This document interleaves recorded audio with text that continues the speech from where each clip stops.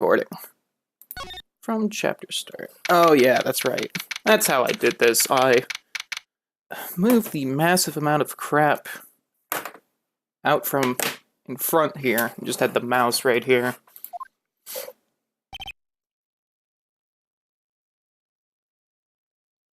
Oh, okay. Whew. I forgot she got kicked out at the end of the trial yesterday, and I was scared I was somehow back in chapter 1. But I think we're good. Oh, that's good, Kibi. Glad Mr. Edgeworth made it through the day okay. It's a relief. Why'd you do that anyway? I don't know. I just knew I had to do something. I know I'm not the lawyer my sister was. I'm sorry. Nah, it's okay. You're okay, Maya. Mia and Maya. That's what it is.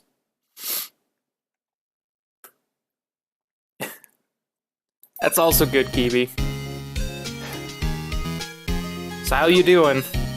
That one guard doing okay? Turn it down my headphones a little bit. Been questioned yet? What would she be questioned about? She was just thrown out in contempt of court. Do they usually question people thrown out for that? I know, right, Kibi? Detective Gumshoe was here just now. Seeing as this is your first offense, we'll let you go after questioning. Nice. You wanted me to get bail money ready? Oof. They'll send you a bill or something. Damn it.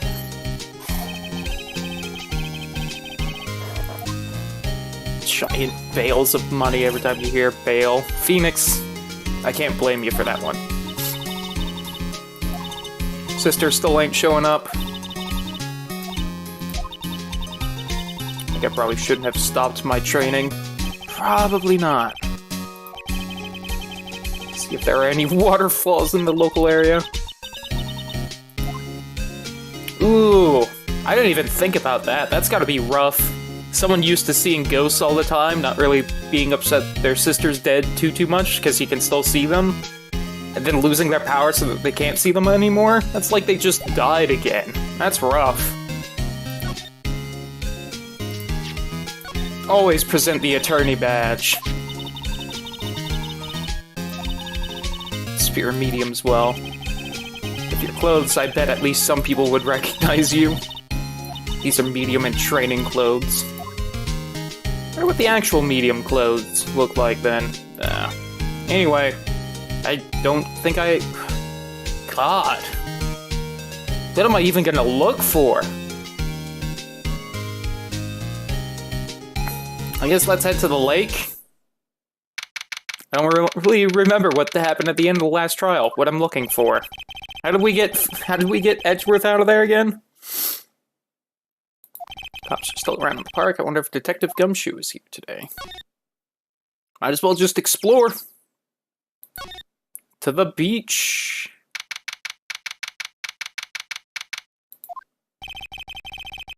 Larry's not around.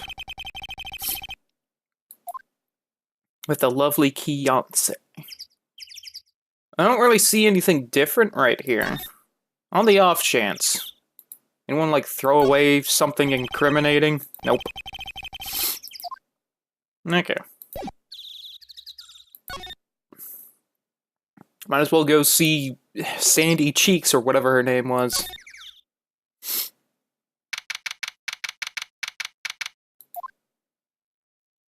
Oh! Hello? How you doing, Gumshoe? What about the trial? I was going to say good show, but it wasn't really all that. Aww. Just wasn't sure how to thank you, you know? No problem. Getting gum on my shoe. It's pretty gross. You got anything to say? Any idea what strategy Von Karma is planning for tomorrow? Sounds like he's bringing in another witness. Oh right, he said something about that in the trial today. Oh, flashback. I need that. There were 2 witnesses. Alright. Fucking hell of a flashback. Thanks for that. I needed it.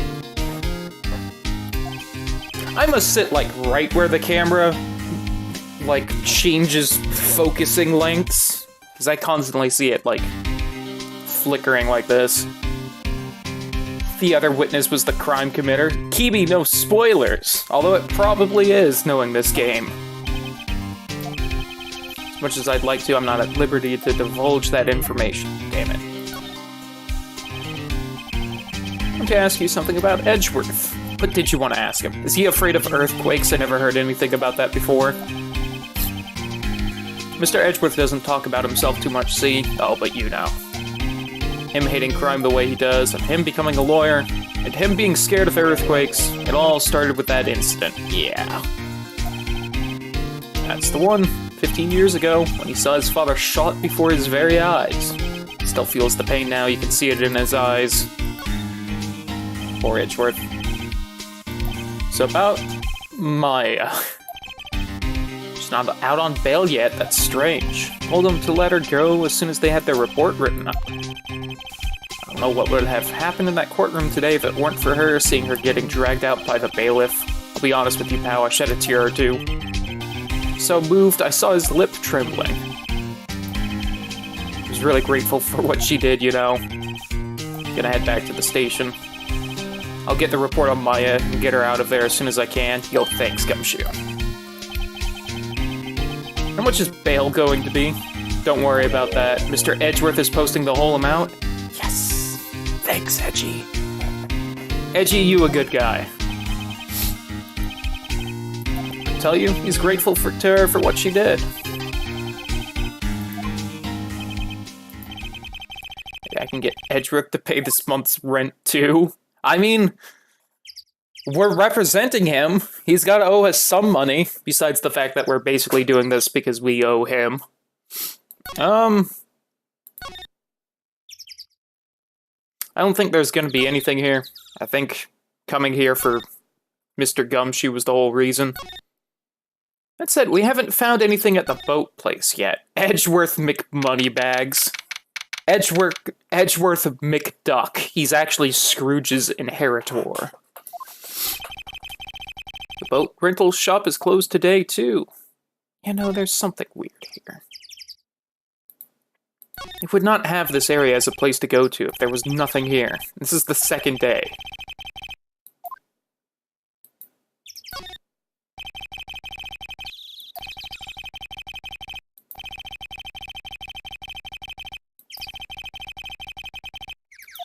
Space for one more boat. You could have showed that bit. Like, have that boat not there.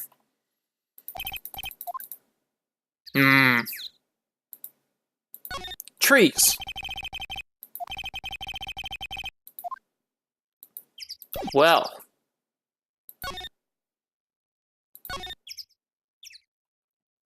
Maybe I can go see Maya and she'll be out.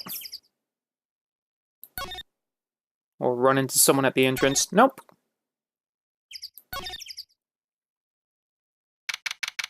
Alright. Maya seems to be out. Nope, there she is. I just finished the paperwork, I'm free to go. Good. Those interrogators were really mean. They were like, okay, what did you do this time? They let you out in the end, didn't they? That reminds me, thanks for bail. Thank Edgeworth. Posted bail for you. Said he was grateful for what you did. I have to make it up to him. We've got to win this case. I mean, alright, come with me. Alright. What do you think we should do next? Kind of lacking in the clues department? Yeah, we are. We could go to the park and look for Gourdy. Not that the park's as good a bet as any. Damn it! It's just there. Hopefully something unlocked now that I'm gonna have Maya.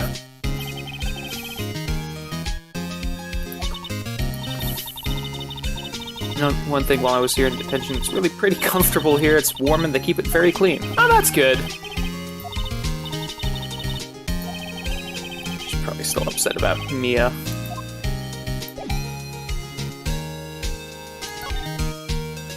So can I just talk to her at any time for hints? Because that would be useful. I might be able to do that and just didn't know.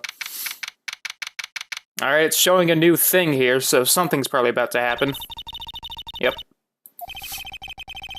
Probably back at the precinct, working up the case against Edgeworth. Hey, Lotta. Y'all really did it today. Yesterday. Today's different. Yo, what's up, Raptor? How you doing? Also, don't do that. Your bed'll be sticky. That's gross. And it's also how you get ants. I did a little thinking, a little self-reflection, you might say. I realized that being a witness is a mighty big responsibility, but I just went up there and started blabbing on any old thing that came to mind. So you see, I want to make it up to y'all. What is this, a bed for ants? What do you think of the trial? To be honest, I was doing it half just to say I'd been a witness, even though I didn't really see anything. Kinda convinced myself I had, though. Sorry, I know I caused y'all a lot of trouble. He's a tricky, vague little thing. I sure know that now. I'll be fine the next time I witness a murder. The first time you witness a murder. Happens, Raptor. What about Gourdy? Submit! Well, the way I figured, the trial is only stoking the flames of Gourdy fever. I'll get my exclusive photos and rocket to stardom. Good luck, Lotta.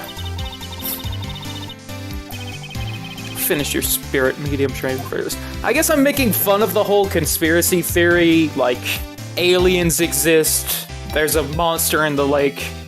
She can talk to ghosts. Maybe Gourdy is real. Who knows? Maybe now I believe. What do you mean by making it up to us? Well, you see, actually, I got a bit of information for you. Good. I need it. That Von Karma didn't want me to say nothing about it. Go on. Now we're getting to the heart of it. See, I reckon we might be able to do ourselves a little exchange. Crap. Exchange is not making it up to us. That's exchanging things. Rip Raptor. Thank you, Phoenix. I propose a little exchange to make it up for you. Information don't come cheap, my friend. Damn it. So you thinking how unsophisticated these Southern folks are? It's written all over your face. Uh-huh, blah blah. I'm just the exception, okay? Gonna deal or not? Oh god, the banker's calling. Deal or no deal?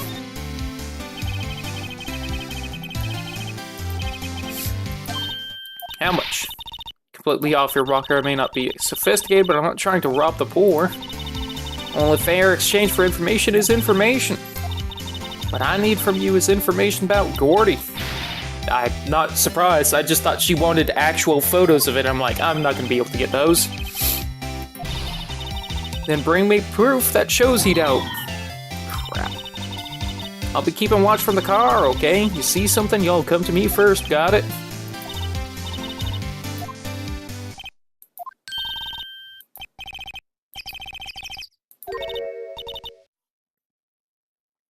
Unfortunately, my sandwich is cold now.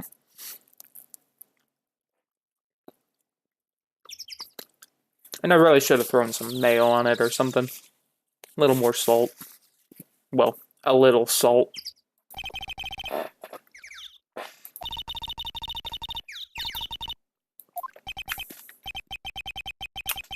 How exactly do we search for a make-believe monster? Maybe we can find a monster myth specialist? We just talked to one.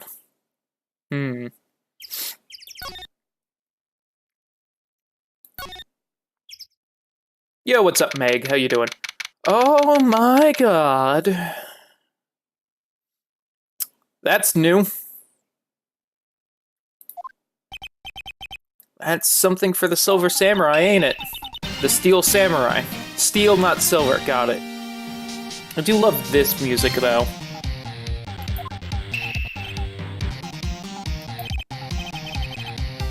Howdy, Larry. I'm doing pretty good, Meg. It's my girl Beyonce's idea. She was all, if you like, put this here, it would be, like, really cool. She gave it to me along with the banner. She's got a lot of very interesting stuff. So what's with the UN meeting here? She knows a lot of people, and that show's finished now, so she got them for free. There's no way they would give away stuff like that for free, even if the show was over. That's like store it in a warehouse for something for 20 years, then sell it for millions.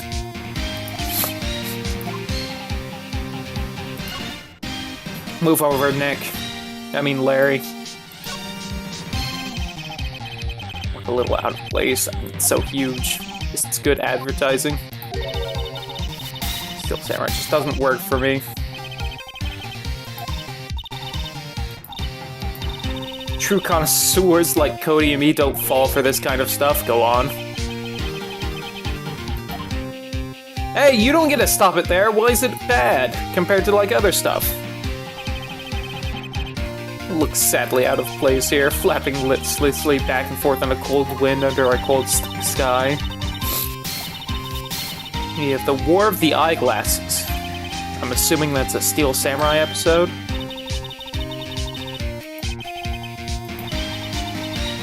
Our local fair used to do it every summer. Oh. Neat. Never mind then. I mean, it's a good thing to have for a combo, Macho.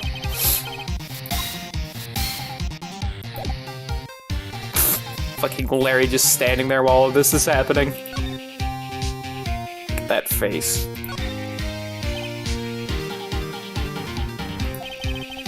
What happened with Edgeworth? Made it through the first day in court, alright. How good our prospects are from here on, though. Edgeworth's secret weakness, he's terrified of earthquakes. That's kind of a dick thing to go around saying, Maya. Like, come on. That's weird. I don't think he was ever like that in school. Well, we were only in the same class for a year. He transferred schools pretty quickly. The DL6 incident happened. Doesn't look like Larry knows about it, though. That's also a good one, Meg. What's that big thing up there before? Had that for about a month, yeah. It's a big hit with the kids. There yesterday. The compressor was busted. Well, you know, but my hot dog stand. That's what I used to put air in the Steel Samurai. Broke a little while ago, so I sent it in for repairs.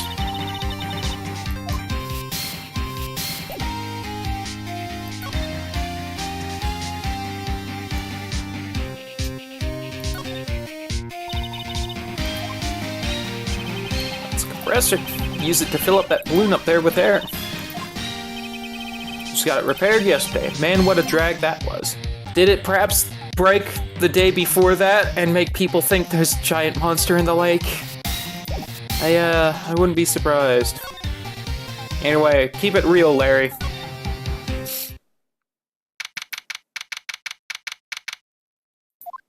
Hey, there's Whitney.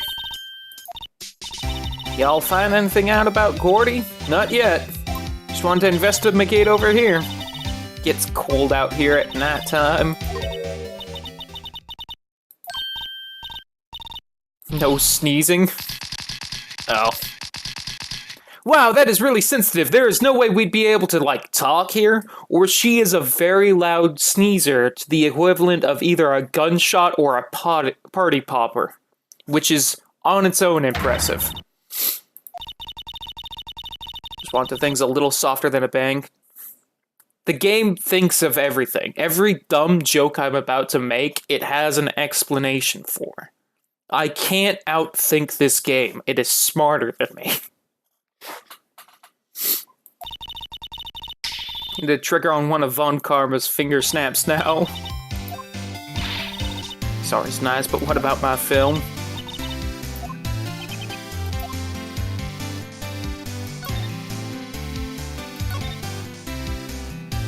Any good pictures it just got?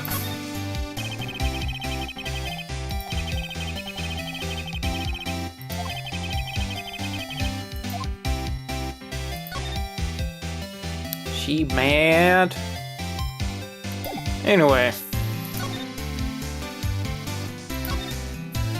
New talking options. Testifying serious business. That's why I decided not to talk about that case anymore. You say you had information about the case? Tell us, at least.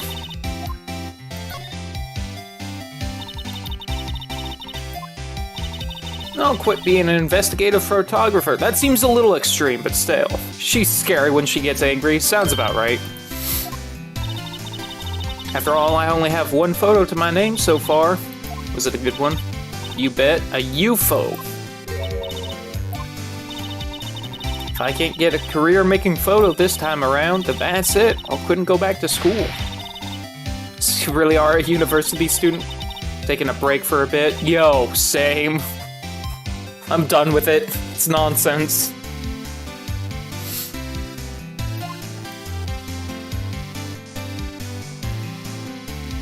Scared noise. That's about it for right here.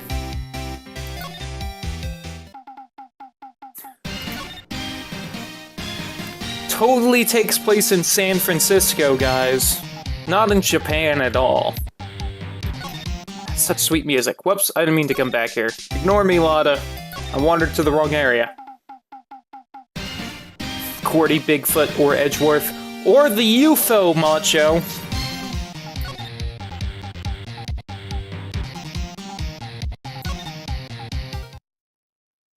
Or maybe it's the lizard folk that is Von Karma. He can't tell me he's not a lizard man. It's always so quiet here. Wonder if the boat shop is closed for good. The murder on the lake and all, they're probably just taking a vacation till it blows over. Good on them for having the money to spare for that, though. God, what am I supposed to be doing?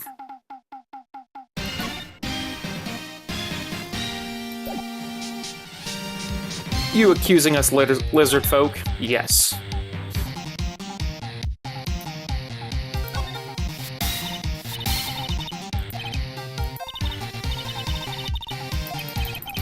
Oh, I already know that.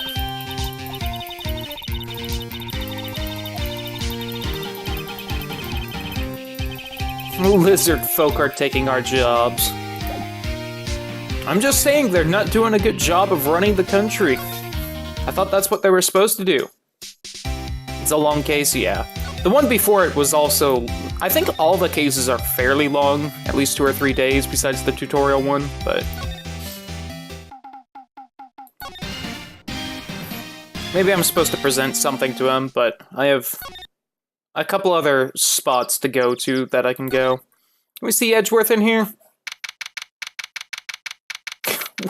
Fucking Maya pops back up in there. What? Am I not supposed to be here?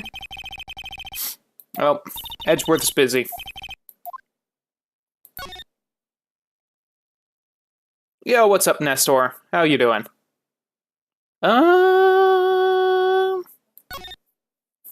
Dr. Grossberg, I guess?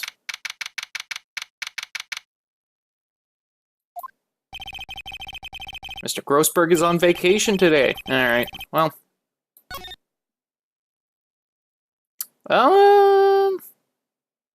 Why can I only go to these 2 locations? Am I no longer allowed at the lake?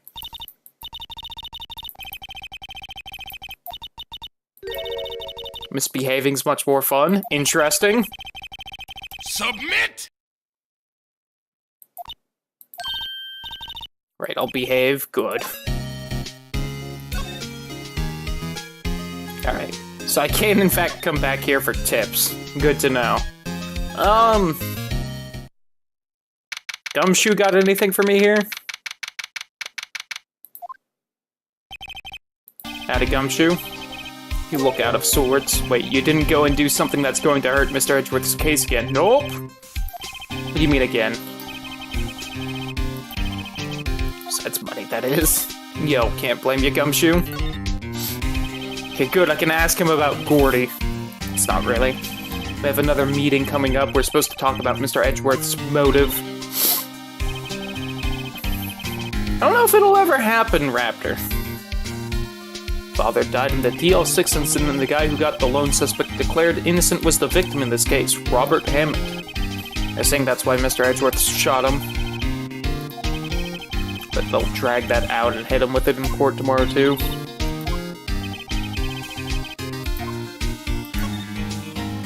So, Gumshoe, can you help us with Gourdy? Not personally, no.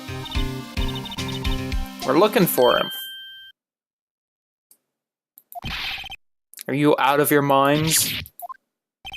You got time to go wild monster hunting? How about doing a little questioning for me, then?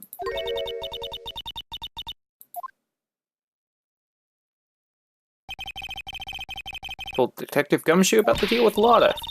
Try telling him sooner next time.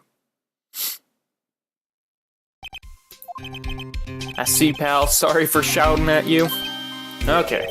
I, Detective Gumshoe, will aid you your search for Gourdy. Yes, this case is the best. We'll loan you one of our newest secret weapons for finding evidence. Take whichever one you like. Hold on now, everything in due time. First, let me show them to you. These are our best and brightest. Introducing secret weapon number 1, Missile. It's a canine police dog still in training. He's adorable! There's no way police in Japan use Shiba Inu dogs as canine units, right? At least not like serious canine units. They're way too small and adorable.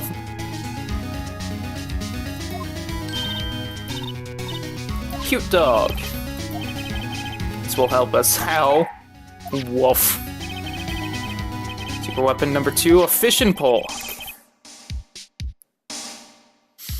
This is my own personal pole. We're looking for a monster. We're supposed to catch a whole sea monster with a fishing pole. Never know till you try. This next one is the last one. I'm already overwhelmed by our choices. A metal detector. We're looking for something alive. Right. Supposed to find it with a metal detector. You never know, it might have been eating soda cans. God.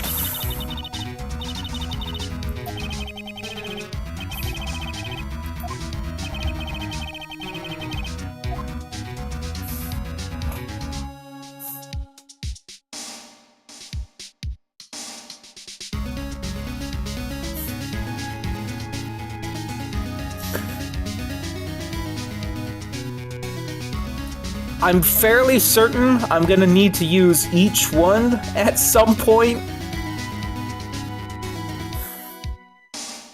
Let's try the metal detector. It seems like...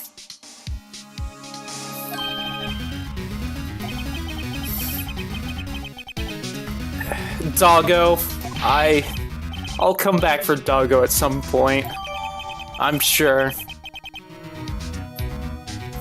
Mr. Gumshoe, is that even a real canine dog, or is it just your dog that you brought to work today? Sorry, Meg. How do I even use items like that? I've never had to do that. Makes a noise when metallic objects are near. Why do we have a gun? We don't! We just know about a gun. That's why I don't know how I actually use items. Fucking show you a metal detector. How do you work this thing? Help me. I am a mere seller of hot dogs.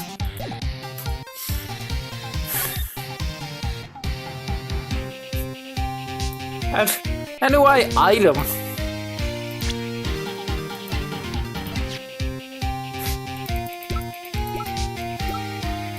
Oh cool, I can drag like this. That makes sense. Okay. I at least found that out.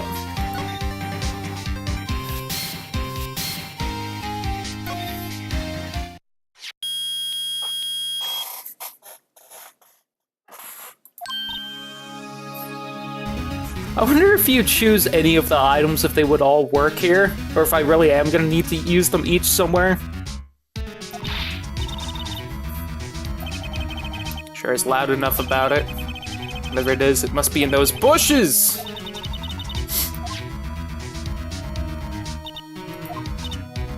What is it? The fuck is that? The answer is badge. You're right. An air tank? Was someone... Did the guy get shot from underwater? First of all, why would Gourdy be in the bushes? You never know. You never know, Phoenix. You're talking to someone who can speak to ghosts. Maybe the monster was in the bushes. Why would a metal detector react to a sea monster? Its scales are metallic. Boom.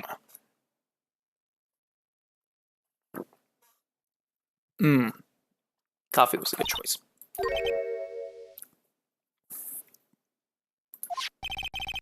Show it your attorney's badge. There's something wrapped around this air tank. No, there isn't. I don't see anything wrapped around the air tank in that photo. Did the air compressor explode? That would be hilarious if this was all an accident. Looks like a string of flags. We might as well take it with us now that we found it. It's heavy. Oh, God. Unfortunately, it did say that they found a bullet in him, so that's probably not it, but... You and me both, Raptor. I have no clue what's going on in this game. I'm just along for the ride.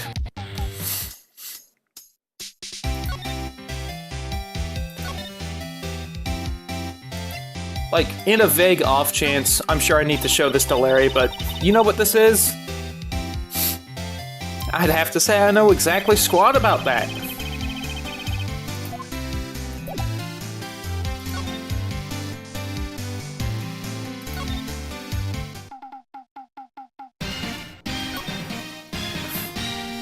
I love Larry's resting bitch face. That's so good.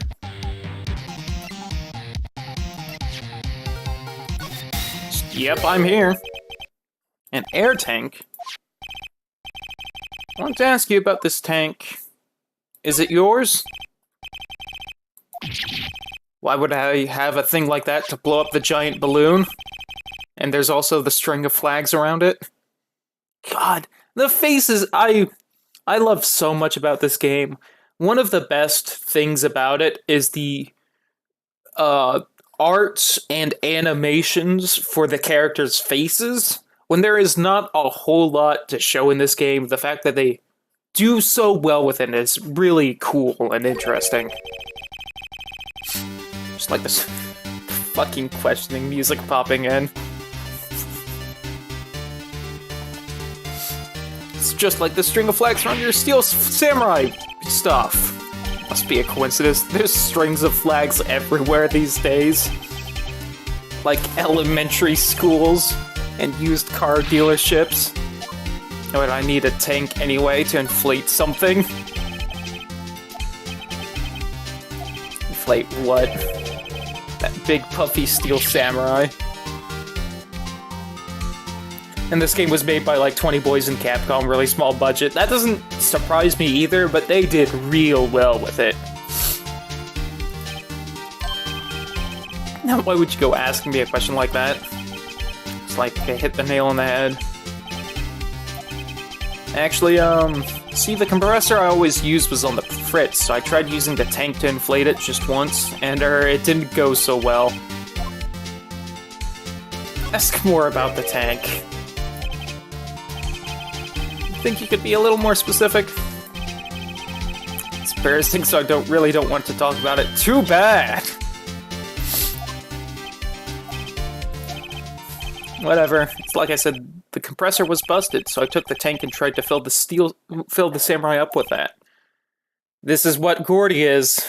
Gourdy was Larry failing to inflate a giant balloon.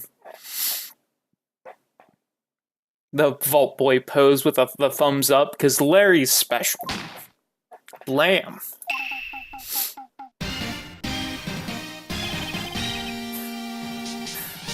This doesn't look like our idiot friend Larry trying to fill up a giant balloon with something he shouldn't be doing. This looks like a scientist that accidentally let its robot out, and now he's scared it's gonna go out and murder everyone. Oh no. The valve busted open, made this incredible noise, and that tank there took off like a rocket. Took my poor deflated steel samurai with it. Off into Gourd Lake. Sure scared me out of my gourd, that's for sure.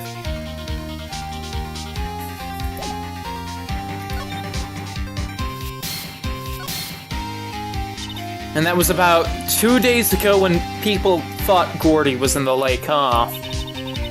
So the tank, the steel samurai you were trying to fill up, flew away. What happened next? All that happened on the 20th or so. Now, as far as I could see, the tank went flying out into the lake, so I went out every night in a boat looking for it. Fiance gave me that steel samurai after all. When did you find it? Just the night before last. Flew way out there. It took me 4 whole days to find it. It was the night of the murder. Sorry for not telling you, Nick. Oh god, is Larry the other witness? Crap. It's here on the night of the murder. Did you see I went home before midnight? Not sure if I trust you now, Larry.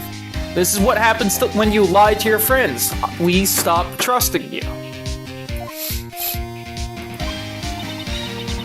It's too bad. It's not all bad. We've solved one mystery at least. Maybe we should go tell her. Maybe we should.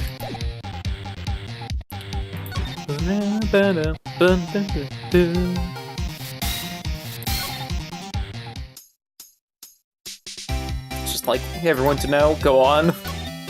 I do kind of miss the Steel Samurai case. That was a real fun one. There's someone on Twitch named Pork Raptor. I believe that might have been Macho originally. I think he actually made that as a joke, or Raptor did. Did you maybe give that Pork Raptor a sub on accident instead of Raptor?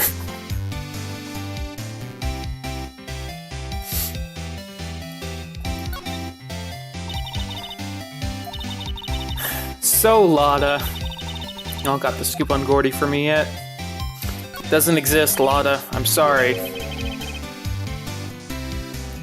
Yeah, I did, Whitney. The Steel Samurai case was awesome. It had the Steel Samurai case music going constantly. It was great.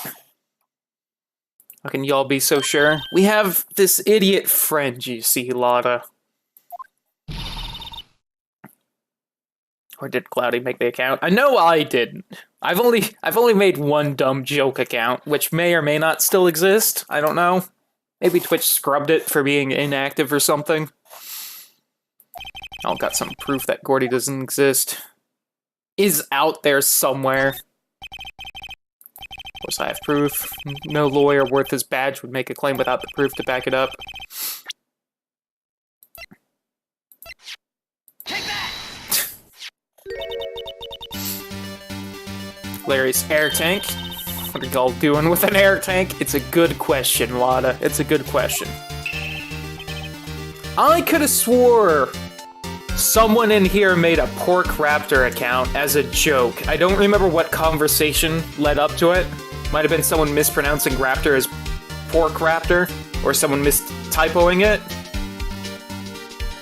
I feel like I want to say Macho, but maybe it wasn't. Made that account and just said like something as a joke in chat, and then laughed and popped back in as the actual account.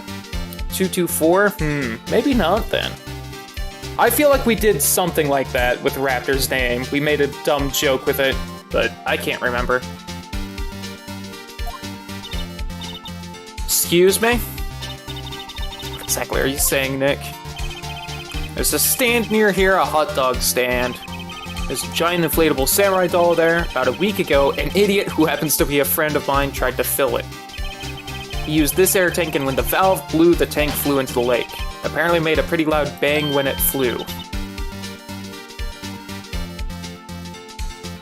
Maybe someone else just made it. Maybe.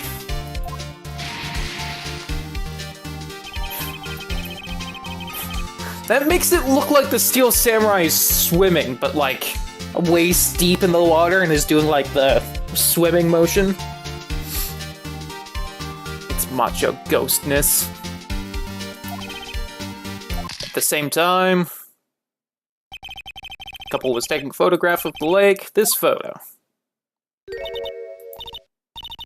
You're saying that Gourdy is really the Steel Samurai? Yes. But he has hands. Exactly, Raptor. Someone Whitney knew about for the emotes and then gave it to quite a few people in chat. I'm real sorry, Lotta. That said, you don't need to give up the investigative photography. You can print this story instead. I recommend to watch the movie. I may eventually take a look at it. But I definitely gotta play the second game, because Whitney redeemed that, and I want to. I'm sorry, Lotta. Give you your info like I promised.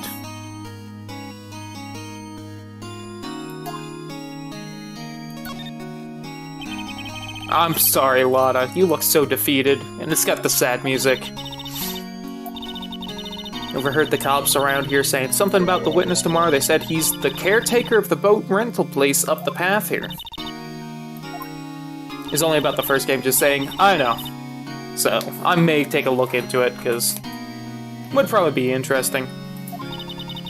Just an old guy living all by himself. Y'all should go check it out. Let's get cracking, Nick. Hold on, something else.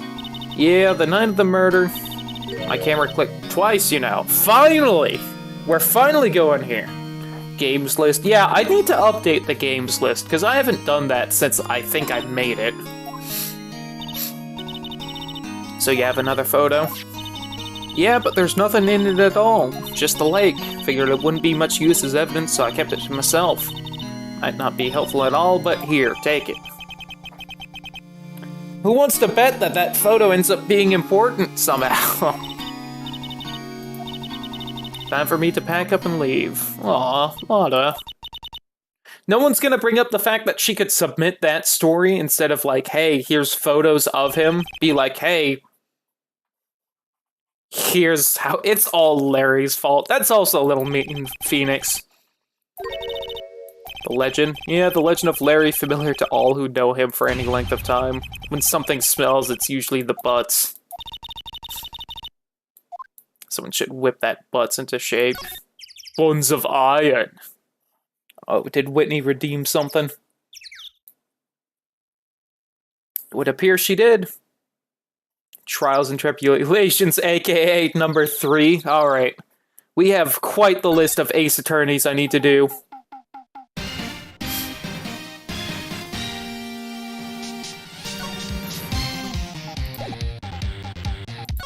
Just in case. Okay. It's like Whitney is gonna redeem all the games. I can do up to 3DS, probably, so... this series will never die. I know there's quite a few games in it, so it's gonna kick around for at least a while.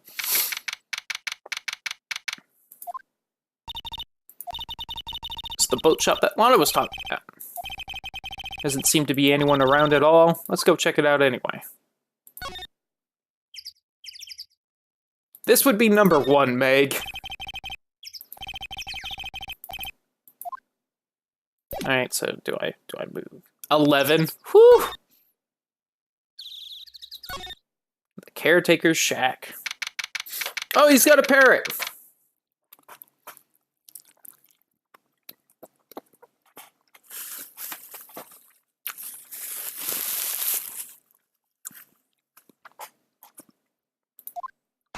But in English, only 9. That's a shame.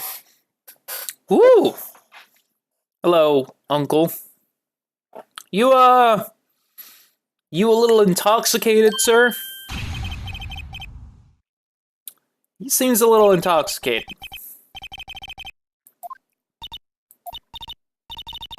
You handle this. I think I'll leave this one up to you, Maya. Meg! Oh my gosh, this is the case. This is the one. Oh, God. My mind. You'll run the pasta shop when I'm...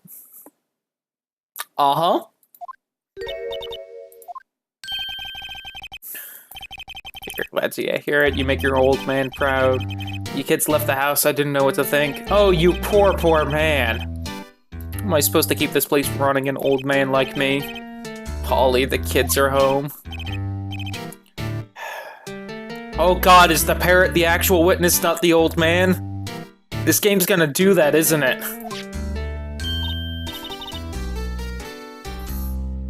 Yo, I'm gonna own a pasta shop. It's a living, Meg. I leave the wet noodle in your capable hands, Sonny. That's a hell of a name for a pasta shop. There's nothing available evidence. I'd say it's the name of his pasta shop. Hello. Hello. Old man's asleep. You're gonna let him rest up for a little bit. He seems like he needs it.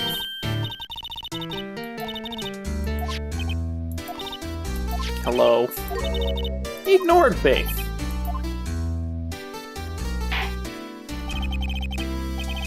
You gotta call her name first. You thought he died, Raptor, please. How you been? See? The parrot's name is Polly. God. Too bad all she can say is hello. Old Polly can say lots of things. You just need to know the secret words. God. First the conspiracy theory chick and the monster in the lake, now we got crazy old man with his secret words parrot. This is quite the case. Oh, that's safe. This is locked.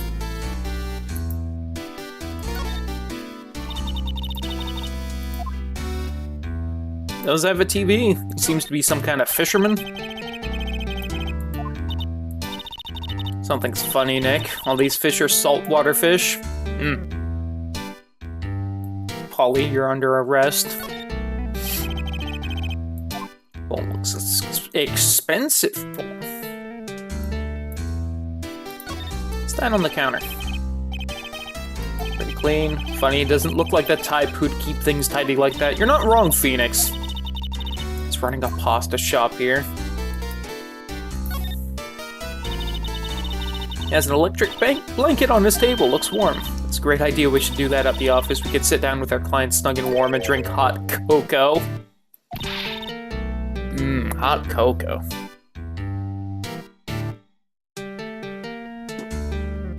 Yeah, he does, Macho. I didn't know about those. Those sound pretty cool. What's the food, though? I don't care about the electric blanket. What's the food?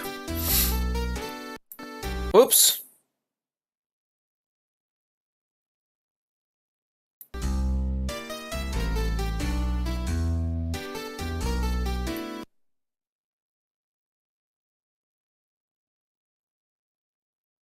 God, I accidentally resized the windows. That looks pretty good.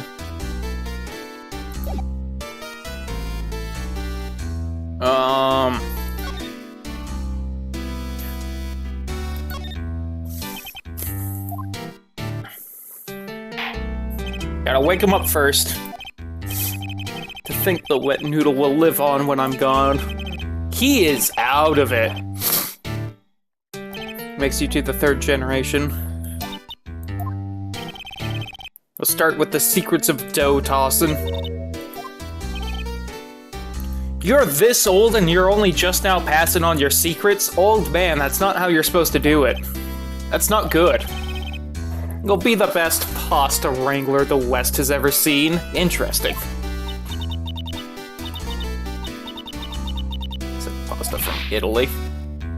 Ooh. Send him off there. Ask him to share you, Wright. The best pasta's always been made west of the Rockies. You're damn right.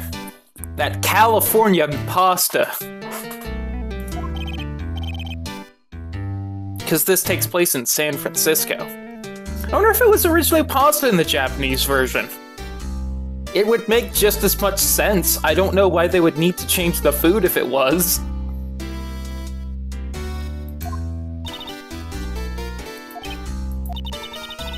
How long do we have to keep up this all in the family charade?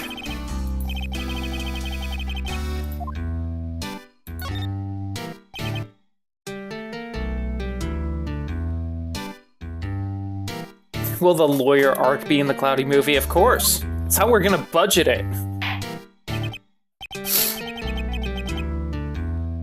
This is a boat rental shop, right? What are you talking about? This here's the Palace of Pasta, the wet noodle. Oh, now that you mention it, we haven't gotten many orders for pasta lately. All the kids come up and say, yo, dude, we want to ride in one of your boats. That's why I keep them boats out there. Youngsters these days, darned if I understand them.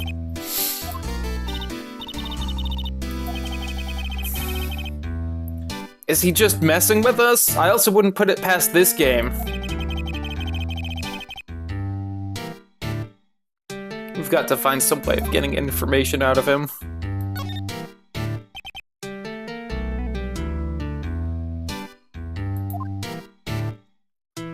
The parrot's absolutely the witness. My memory's gotten worse of late, that's why I just tell everything important to old Polly here. Yep. Thing important. It's the number to the safe. 1228. Polly, watch it, will ya? All it takes is a little clever thinking and a criminal mind. Write that number down. You like heists?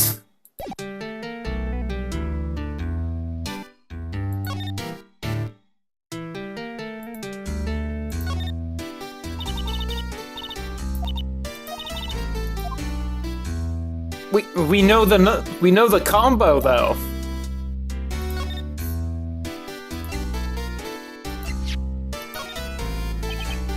Oh, I haven't looked at the new photo yet. I should do that. Remember that tricolor pasta we were talking about? Go on. Rainbow lioli.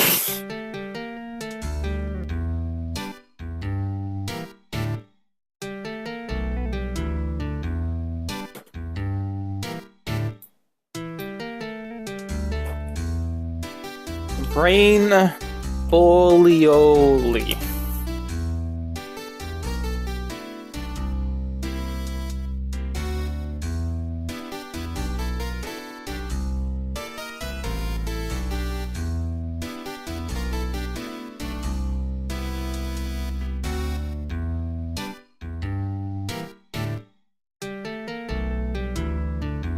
Alright, that only brings up stuff with this game.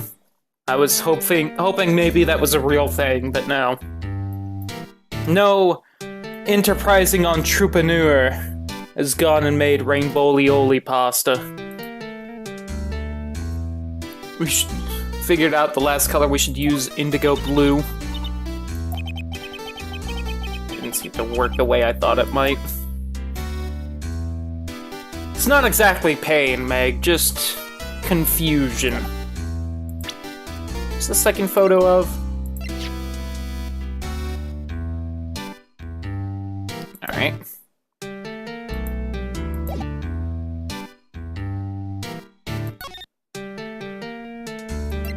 I have an idea of what I need to show him, but...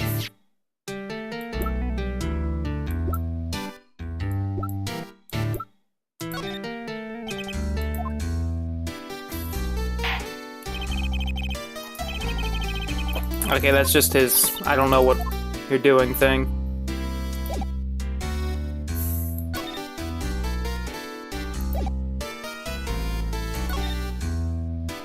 I do have an idea, though.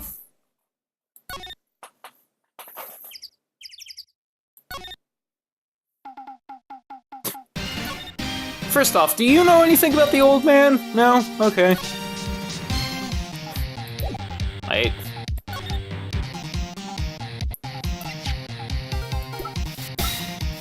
Should have gone the other way.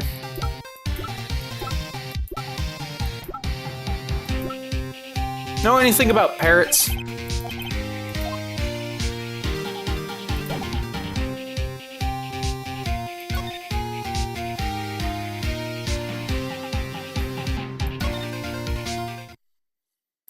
Away!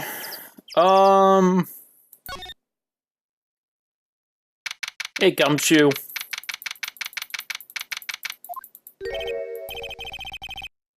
Shit. That was my idea. He had a meeting to go to. Crap.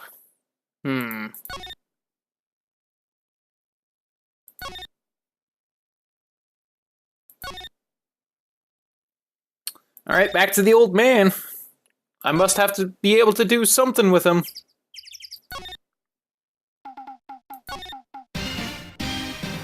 My thought was I would go and get the fishing pole, since the old man seems to be into fishing.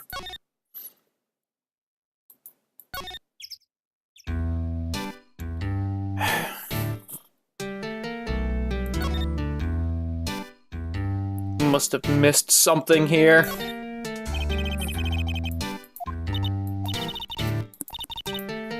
Fish are saltwater fish.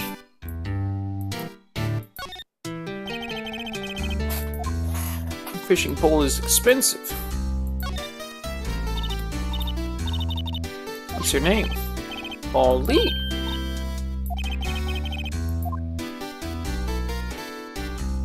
Can I do even more newer stuff with it? Nope.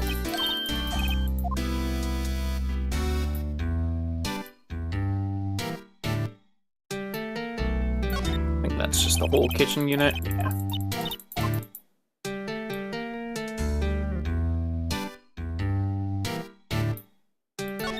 It's just the table.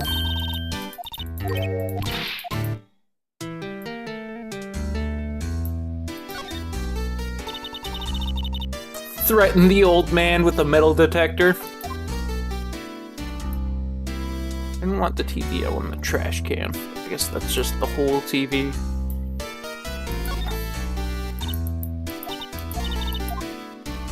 Do I investigate the safe twice to open it? We know the combo to it, just open it.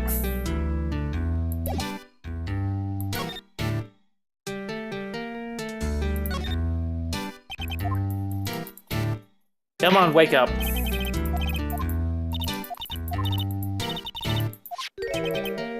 One, two, two, 8.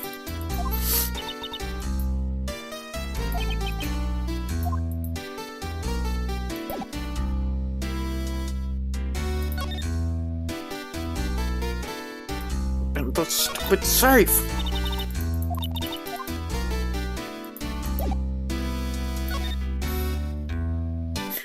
Give the dog the metal detector. See, now you're thinking.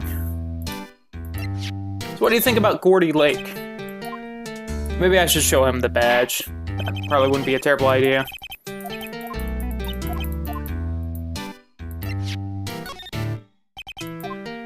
Also, why are we calling him Uncle? There we go. Yes, it is. Don't believe it. This old guy is the first person to recognize my badge. I get it. Yep. I got you figured out now. You're not Keith. He's on to us!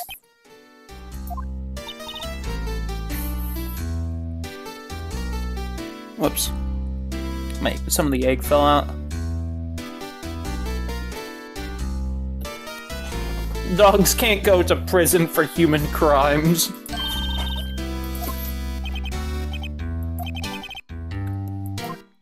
No, I'm not Keith, and I'm not Meg either.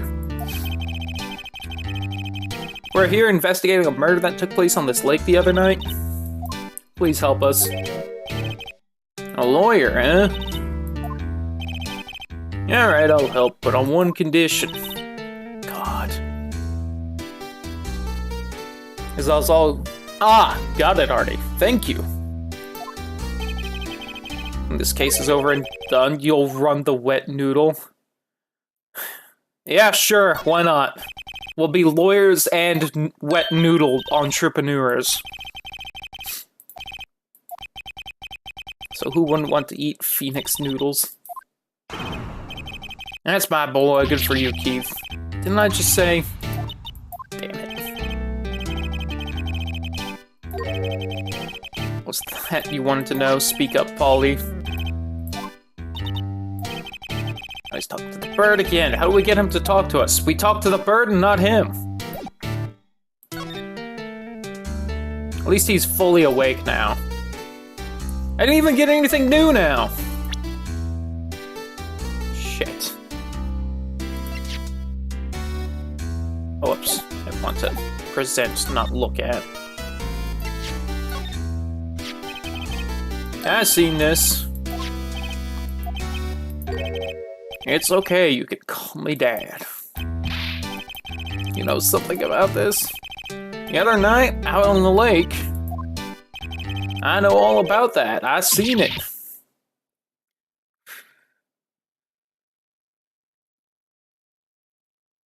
Rip Whitney.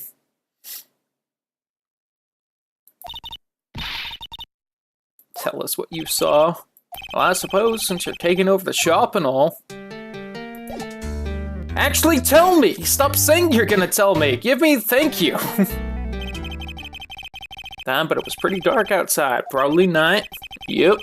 Then I heard this bang, so I looked outside. Then I heard another one. Bang!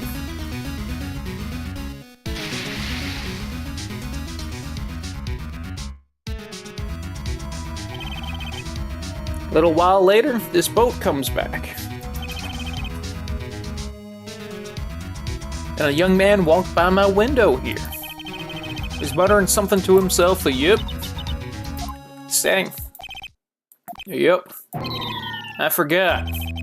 I'll remember tomorrow by court time, I promise. We need to know earlier than that. You know what? Little Terry was just here.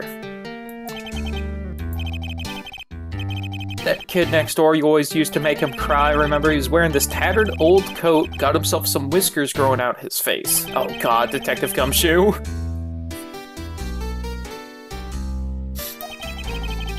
He comes up and tells me to come down to court tomorrow. I don't think we're going to get much useful information from this guy, but we could ask the parrot. And one more question. Polly, have we forgotten something? Here we go. Don't forget DL6.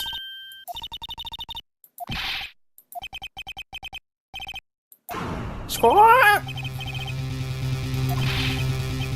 Mister, I mean Dad.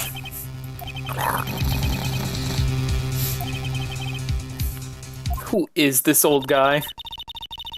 That bird probably know about DL6 because he told it because he was gonna forget. I have to figure out who that old man is. He locked the door from the other side. Damn it, he was playing us for chumps. That old man be. I think I need to do a little more research on this DL6 incident.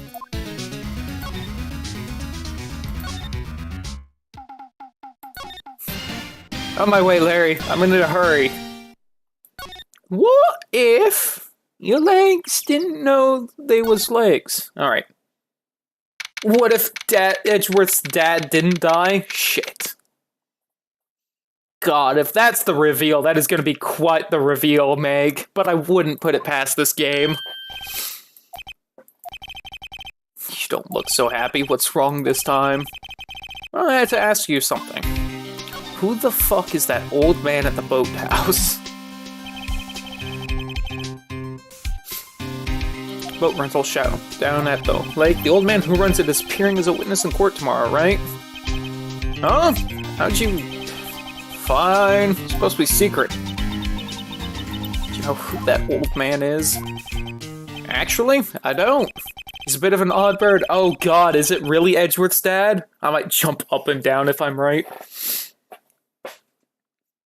I've been able to get a straight answer out of him. Decided first that he wasn't persuasive enough to stand and testify as a witness. That's why we called Ms. Lotta Hart yesterday. As for who he is, we have absolutely no idea. Sounds suspicious. You don't have to be sorry, Meg. The fact that you managed to call that from not playing this game would be so amazing.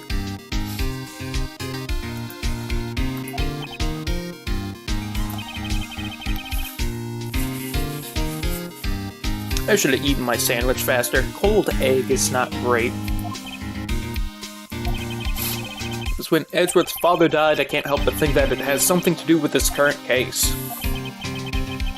To tell the truth, I don't know much about DL6 either. Mr. Edgeworth forbade us from reading the file, so I'm afraid I can't show them to you either, pal. However, if you can convince me somehow that the DL6 incident is related to this case, well, I guess I'd consider opening the file up. What if I presented to you a bird?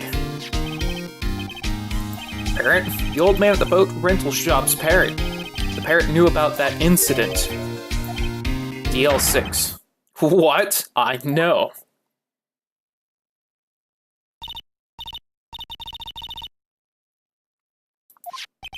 I don't need a flashback to that game. That's silly.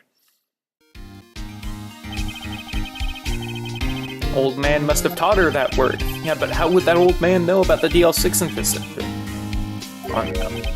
What if that old man was connected to DL6? I get you. Sounds like you need information on the DL6 incident. Through there is the station's records room. I'll give you special permission to go in and find what you need. Yo, thanks, Gumshoe. Guess it's time we faced Edgeworth's past. Hell yeah. We're gonna save Edgeworth. We're gonna do it.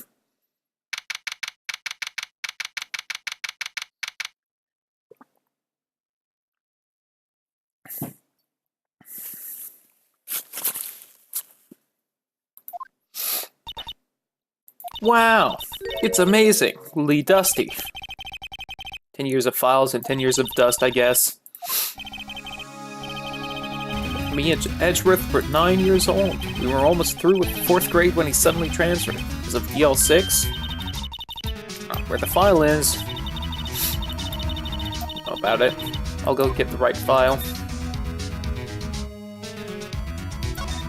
Please tell me he's super edgy. Have you not seen anything of this game, Raptor? You've missed out. He's fairly edgy. And all the main facts, like a summary. Found it. There you go. December 28th, 2001. It's exactly 15 years ago from the day after tomorrow. When was this game released anyway? I feel like these games are way older than they apparently are. I know characters and music, and that's it. You are in for a treat. In 2 days, the case is closed. The incident took place in the elevator of the district court. Huh. Is the same district court where we're holding the trial now? Looks like it.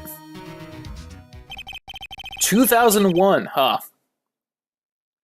Just weird that they dropped 2016 on it and it was like, oh, did this game come out? This game was originally released in Game Boy Advance in Japan. Okay, that makes sense. There was a large earthquake at 2 p.m. on that day. Part of the court building collapsed and all of the lights went out. Oh. Well, we found out why Edgeworth doesn't like earthquakes, because that would be terrifying. At the time, 3 people were trapped in the elevator. It took 5 hours for them to be rescued. It'd be scary like that in the dark. Yeah, and then his dad got shot. There's a lack of oxygen in the elevator and the survivors were unconscious. One of the 3 in the elevator had been shot in the heart. That was Mr. Edgeworth's father. And his father was shot before his very eyes, so Miles Edgeworth was one of the other passengers in that elevator. Whew! I mean, is there an earthquake enthusiast out there? One's that big, probably, because people are weird. That's my worst nightmare. I hate elevators. Yeah. Victim. Here, found it. Gregory Edgeworth, 35, defense attorney. If he were still alive, he'd be 50. He had lost that day's case in court and got in the elevator with his son, Miles. Miles Edgeworth, of course. So he was on the elevator with his father? Yep. Could you imagine a giant earthquake destroying the building you were in, trapping you in an elevator, and then your dad gets shot in the heart and you go unconscious from lack of oxygen? That's not a good day. Oh, what'd you do, Jazz? How you doing? Shaky McBakey. From the angle of the bullet and other evidence, it could not have been suicide. The murder weapon, a pistol, was found in the elevator. The pistol had been fired 2 times. Where have I heard that before? Sounds just like this current case. What's going on here? And I may have been playing online. Sounds about right. The guy that my mom got arrested. The man arrested as a suspect in DL6 was Yanni Yogi. He was a clerk in the court, apparently. So he must have been the 3rd person in the elevator. Then he had to have done it. But he was found innocent thanks to his defense lawyer, Robert Hammond. The victim in our case. No, I bet the old man is the guy that shot Edgeworth's dad. I bet that's what it is. Possibly it's the most disgustingly overpowered character that exists in the entire series. Whew. Suspect Mr. Yogi was oxygen deprived, so much so he had brain damage. Oh god, the old man's got brain damage. He's not drunk. Poor guy. Lost all memory of being in the elevator. After he was declared innocent, he disappeared. I see. Where could Yogi have gone to, I wonder? He may be closer than we think. Yep. Guess I now generally know what... I know generally what happened in DL6 now. I still don't know what sort of impact the whole thing had on Edgeworth. Are we going to take the whole fire? There's too much, we'll never get it out. How about we just take what we think we'll need?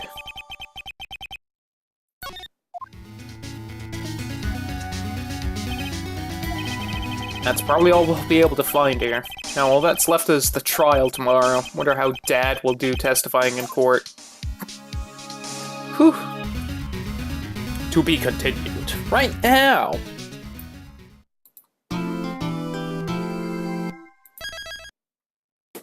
Whew. And now for the stressful part of the game, and the reason I only play a few hours of this a day in front of other people. I don't really play it not in front of you guys, but I could probably do more if I wasn't being judged. This is so intense, it really is. Court is now in session for the trial of Mr. Miles Edgeworth. Defense is ready, Your Honor. Apparently the prosecution is also ready. Enjoy the tea, Jazz, who's the judge here anyway. Mr. Von Karma, your opening statement. Very well, no opening statement, so... Not so fast, Judge. I was taking a meaningful pause before speaking. A prediction. Today's trial will end 3 minutes from now. Oh god, he's calling his shots! He's the Babe Ruth of court. Today's trial will end 3 minutes from now. Well, joke's on you! I just won't pick any option for 3 minutes. I'll show you.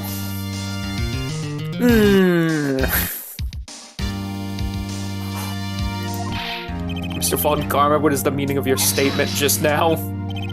Must you question everything? It will be over in 3 minutes. We have no time to waste. I'll call my witness now.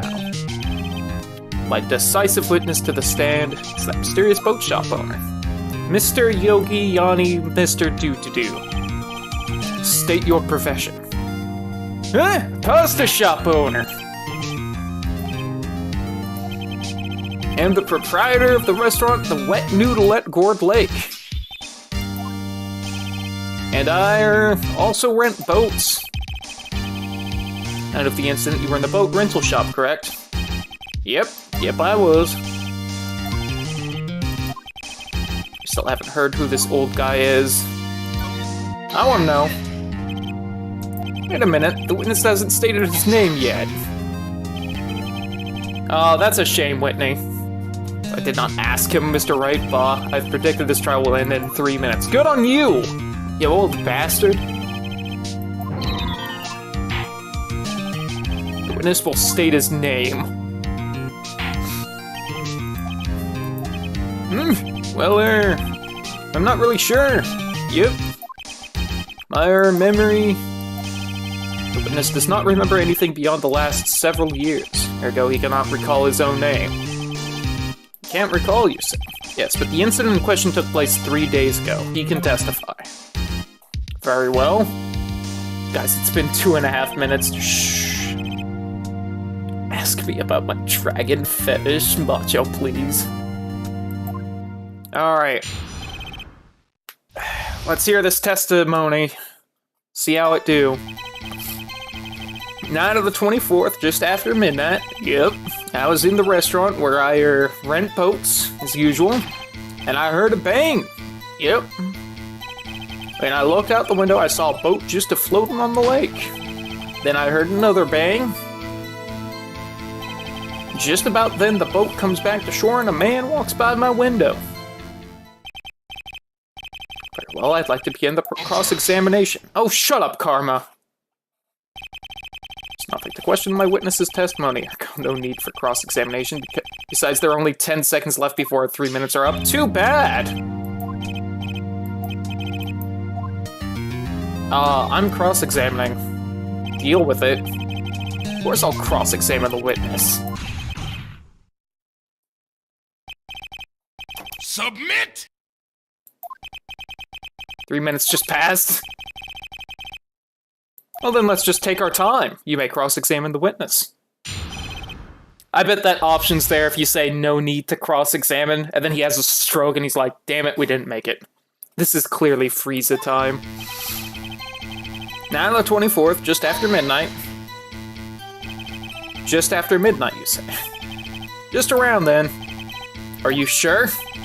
Pretty sure. When I talked to you yesterday, you were rather vague about the time. I'm surprised you seem so sure about it today. As the old man falls asleep, I asked him and he remembered. Isn't that right? Don't glare at me like that. I remembered it clearly, I did. Yep.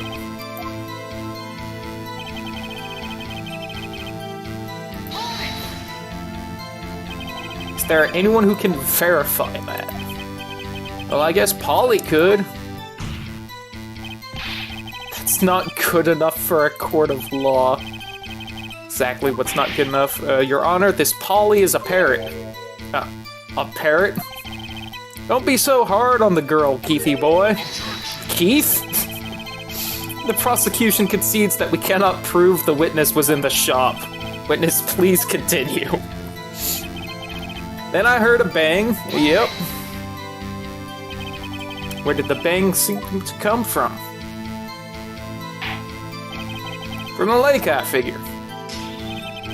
Are you certain? Yep. Window, I saw a boat just floating on the lake. There's someone in the boat. It's pretty far out there, I couldn't see clearly, but I figured there were 2 men out there, yep. But you couldn't see them clearly. Yep, at the time, that is. And I heard another bang. So you heard 2 gunshots total. Yep. That's what Lotta said in her testimony yesterday. Just about then, the boat comes back to shore and a man walks by my window. By your window? Yep, by my window. Right outside the window of my little shack. And could you see the man's face? Well, the fog was pretty darn thick, but he was right there in front of me. I saw him. It's a rather important detail. Please add it to your testimony. I have a bad feeling about this. The man was the defendant. He was saying, I can't believe he's dead. I'm sticking with my theory that the parrot did it. Are you sure? Loud noises to wake the old man up. Dead certain, Keith. He said, I can't believe he's dead as he was walking by too. Witness, are you sure that the person you saw was Miles Edgeworth? It was him, that Edgeworth boy. Oh.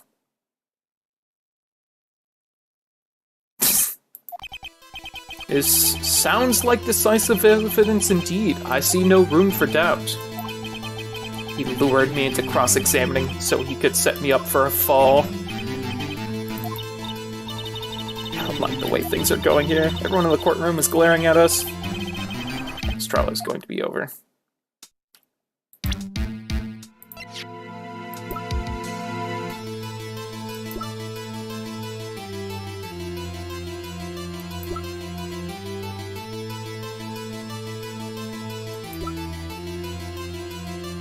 Huh.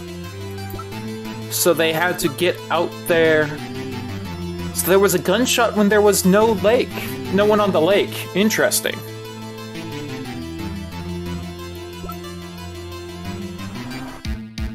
Incident Exhibit A.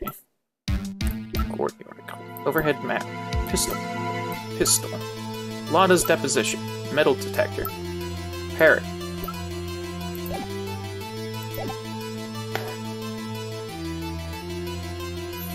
Gonna gamble! I'm sure, I feel like both of these answers would have gone to the same place anyway, but we might as well do it dramatic. Yesterday in this court that it could not have been Edgeworth who fired that gun. Mr. Wright, are you referring to the fingerprints from Edgeworth's right hand found on the gun, and the photograph showing a man firing with his left hand? Exactly. That is easily explainable. He could have wiped his prints after he fired, and then put his right hand fingerprints on the gun? That doesn't seem right. The thing in this witness's testimony is true. The judge is lost in thought. What should I do? I feel like if I do that again, I'm gonna lose some of the exclamation marks, so...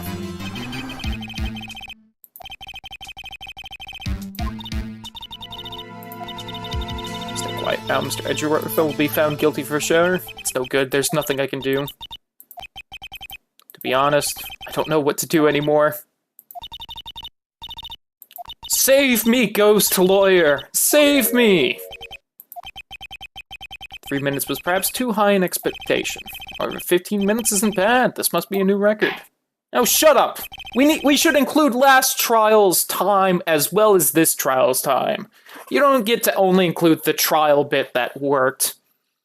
That's cheating. Karma's finger wag, what a little poop, yeah. Sees no reason to further prolong the trial, nor is there any need for more time to decide the case against the defendant. This case is extremely clear. I see no room for misinterpretation of the facts. Shit. This court finds the defendant, Mr. Miles Edgeworth, ghost lawyer! Shit. Nope. Liar, you're lying game. It's not lying, this is the usual, we lost thing. Okay, here we go. Old man? Nope. Me! Huh?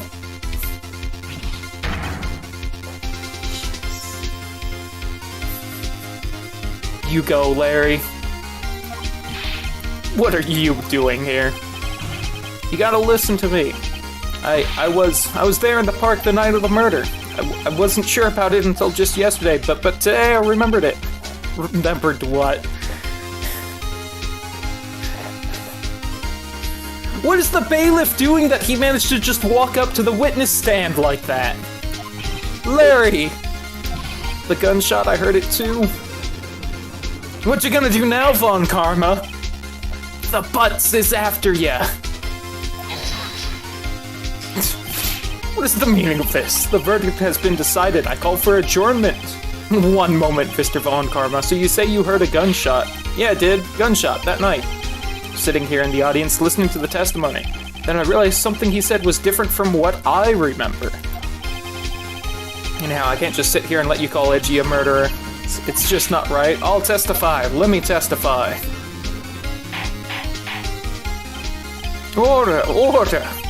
Well, this is the first time something has happened like this in my court. I'm not quite sure how to proceed. Judge, you've already given your decision. The trial is over. Heck, this is it. Larry's given us one final chance at this. If only it wasn't Larry. Could make things even worse. Mr. Edgeworth was just declared guilty, Nick. It doesn't get any worse.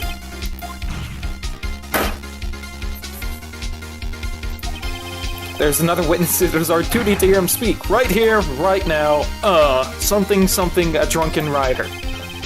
The verdict cannot be overturned. Allow me to speak my opinion. In all court proceedings, it is our duty to prevent an inaccurate verdict. In order to make sure no mistake has been made, every witness should be heard. What is this? I withdraw my previous verdict of guilty. So many fingers in chat, I love it. Mr. Von Karma, I order you to call this new witness to testify now.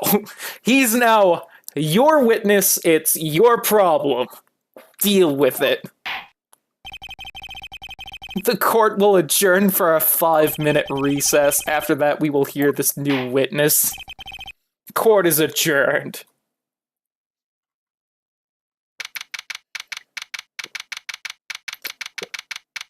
I wonder how long it could have kept raising objections before the judge was just like, no, he's guilty. Yeah, that's quite a whew. That was too close. Sorry to keep you on the edge of your seat like that, Edgeworth. I've seen worse. Yeah, right, you're sweating bullets. Just wonder what Larry plans to say in there.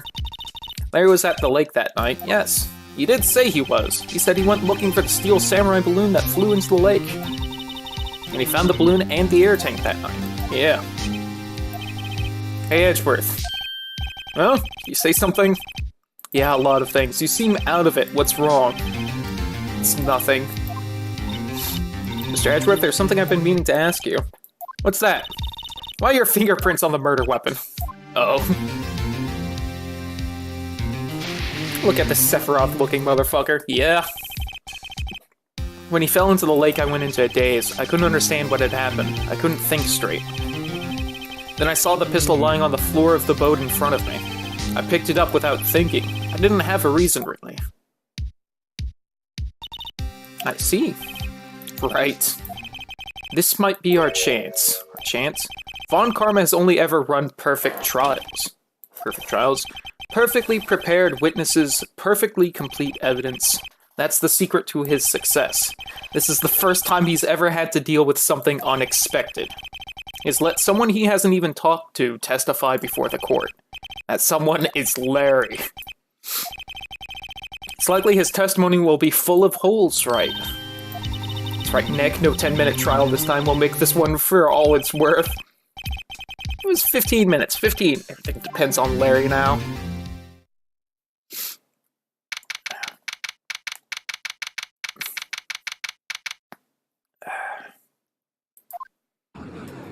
Alright. Come on, Larry. You've stood there before, Larry. Need you to help out again. On the night of December 24th. Leave it to me. Please, Larry, don't mess this one up. I hate to admit it, but you're our last chance. Von Karma didn't even have time to prep his witness. I just hope Edgeworth is right about this being our big break. Why am I actually super into this? Because this is so good, Raptor. It's so... something. That night, I was out in a boat on the lake. I was looking for something and I found it, so I quietly slipped the boat back in at the rental shop dock. Then just as I was thinking about going home, I heard this bang. I looked over the lake, but I didn't notice the boat. So after I heard that single gunshot, I went home. That was an unusually vague testimony even for this court. In any matter, Mr. Wright, you may begin your cross-examination. Larry, I have no idea what he's going to say if I press him. I'm a little scared. Wild card! Alright, Mr. Larry Butts.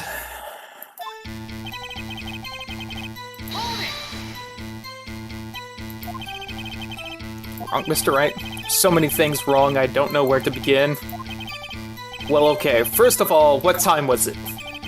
It was after 11 when I went out in the boat. By that time, everyone had gone home for the night. So I waited until the coast was clear, so to speak. Why were you out on a boat at such a late hour? I was looking for something and I found it. Looking for something? Yeah. What was it you were looking for? The witness was searching for his irrelevant, most like he was hunting for this Gourdy. Now, it wouldn't surprise me one bit if that was the truth. This is all irrelevant, let's get it over with. So I quietly slipped the boat back in at the rental boat dock. Around what time was that? Well, let's see. I figured I was out searching for about an hour. Guess it was around midnight. Not sure. Hey, don't give me that face. I'm not some sort of human sundial, okay? Who use watches these days, Larry? Just as I was thinking about going home, I heard this bang. Where did the sound come from? Well, I wasn't too sure about that. I looked around, you know. Did you look at the lake? Yeah, I looked. Looked out over the lake, but I didn't notice the boat. Wasn't there a boat on the lake? Order. Well, Mr. Butts. Whoa.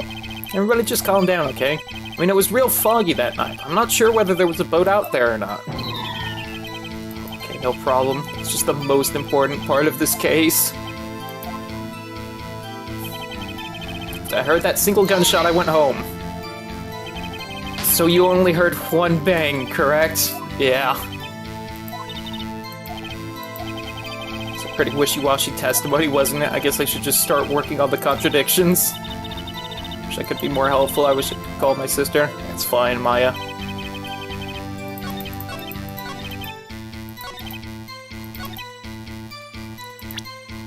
Where does it say multiple gunshots? I think it's the gun.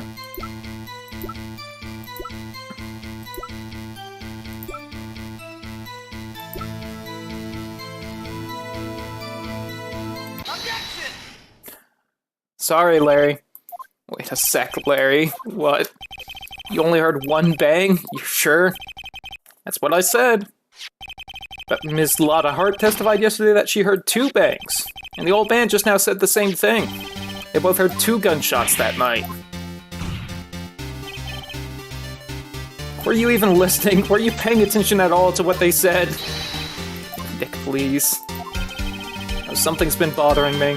I'm a witness, see? I'm like a customer here, so you got to treat me nice and stuff, okay?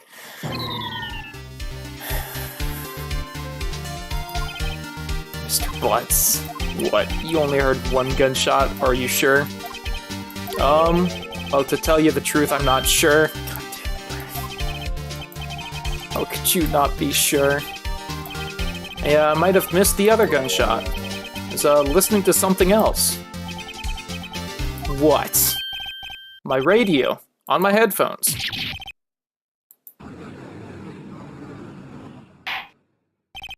Order, and stop that booing! Mr. Butts, you were listening to a radio on earphones? Yeah, so what? A crime? Listen to my radio. Everybody listens to the radio. What's the big deal? Come on, Karma, your opinion? Waste of time. I do not accept this witness, nor his shoddy testimony. What is going on? I have no idea. Should he continue the testimony? Absolutely. Your Honor, please. Please allow the witness to continue his testimony. Bah! Nothing is more pitiful than a lawyer who doesn't know when he's lost. Please give your testimony and be sure to include details like your radio. I wouldn't if there were any other way out of this, believe me. Yo, what's up, Zark? How you doing? It's lonely being alone on Christmas Eve. That's why I was listening to an all-request show on the radio, see? I was listening to it real booming loud-like, but I'm sure I heard that gunshot. I remember exactly what the DJ was playing when I heard it, too. You were listening to your radio at a high volume? Yeah, what's the big problem? Can't a man listen to his radio in peace? Isn't this a free country? No idea what the problem here is. Judge, can you believe a word this witness says? What he heard was probably nothing more than a drum beat from the radio. It's difficult to believe this testimony. Don't you fucking stop now, Judge. The witness said he remembers exactly what the DJ said when he heard the gunshot.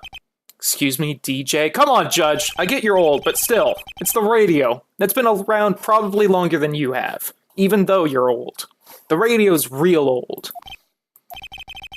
What this means is, when he heard the sound, no music was playing. The DJ only talks between songs, so he could have heard the gunshot from the lake. I'd like to cross-examine the witness, Your Honor. I'm doing pretty great too, Zark. Can't believe I'm continuing this charade. Don't have a good finger moment without me. I'll try, Whitney, but I have no idea where they are in this game. So you turn on the radio? Alright. Just wanted to hear someone's voice, you know. Larry, you have a girlfriend, my dude. I get she wasn't there and it was Christmas. That's a bit much. You don't know what it's like out there alone on Christmas Eve alone. That's why I was listening to an all-request show on the radio, see? Do you by any chance remember the name of the program you were listening to?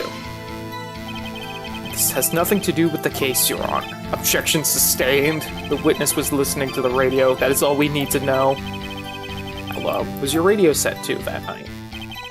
Just going out.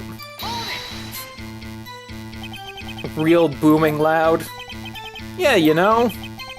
She had headphones on. Yep. I wouldn't think you could hear anything going on outside at all.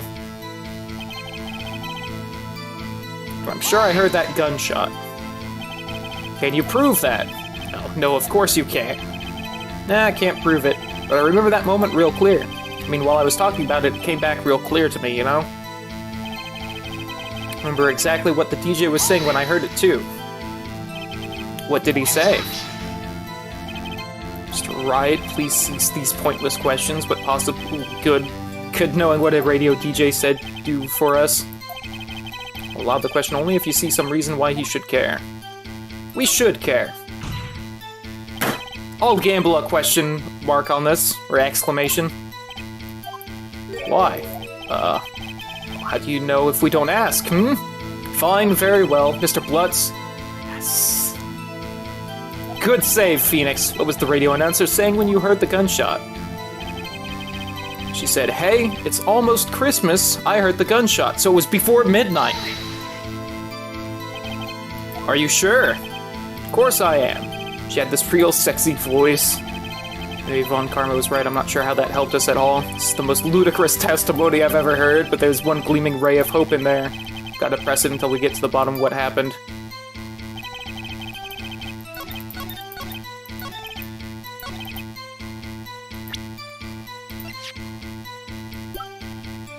Sometime on the 24th or 25th.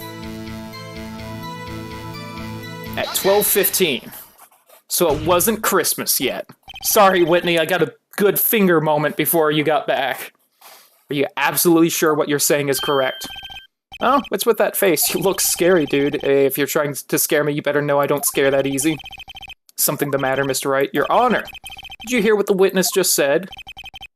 The DJ said, hey, it's almost Christmas when he heard the gunshot. Indeed, and almost Christmas means it wasn't Christmas. Do you realize what this means? When he heard the gunshot, it was still Christmas Eve!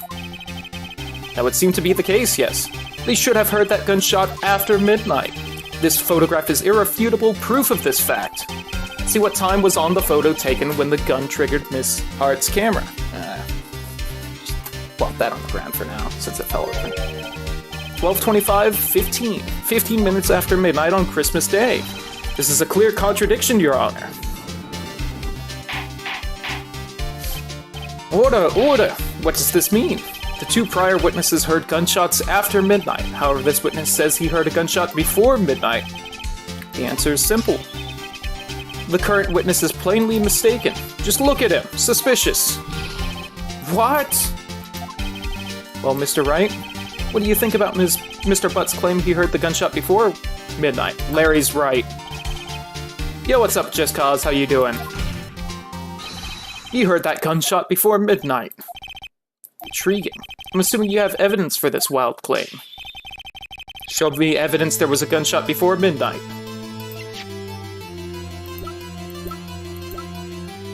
Boosh! An empty lake, taken automatically on 12/24 at 11:50 p.m. because of the first gunshot! Look at this photograph. This was taken by our witness yesterday, Ms. Lauderhart, with her automatic camera. This timestamp on the photo reads December 24th, 11:50 p.m. But there's nothing on the lake in this picture. Your Honor, the real issue here is not why nothing is shown in this photograph. It is why this photograph exists at all. What do you mean? Your Honor, this photograph was taken by an automatic camera. That camera was set to go off in response to loud noises. Correct. There was a loud noise on the lake at 11:50 p.m. That is why this photograph was taken. In other words, when Larry heard that gunshot, it was most definitely Christmas Eve. Seeing that is the case, then where does that leave us? Ms. Hart testified that she heard the gunshots after midnight. Are you claiming she was mistaken? Not at all, Your Honor. It is a fact that the camera also triggered at 15 minutes after midnight. Yeah, you missed it a little bit, Whitney. Your Honor, that night there were 2 sets of gunshots with a 25-minute pause between them. Why would this be? Don't be fooled, Judge. That camera was set to respond to loud noises. There is no proof that the loud noise at 11:50 was a gunshot. Why the witness could have sneezed, triggering the camera. My nose was clear that night, man, clear. Well, Mr. Wright, there's no turning back now. Can you prove that the loud noise at 11:50 p.m. was indeed a gunshot? Please show the court evidence if you have any.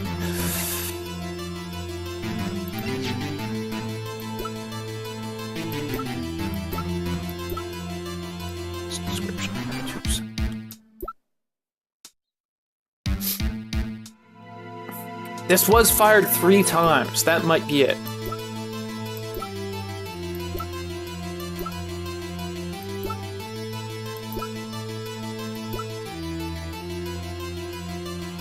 I think it's either that or the camera, because she changed it to be the thing, but anyway, I'm gonna try the whole 3 times thing.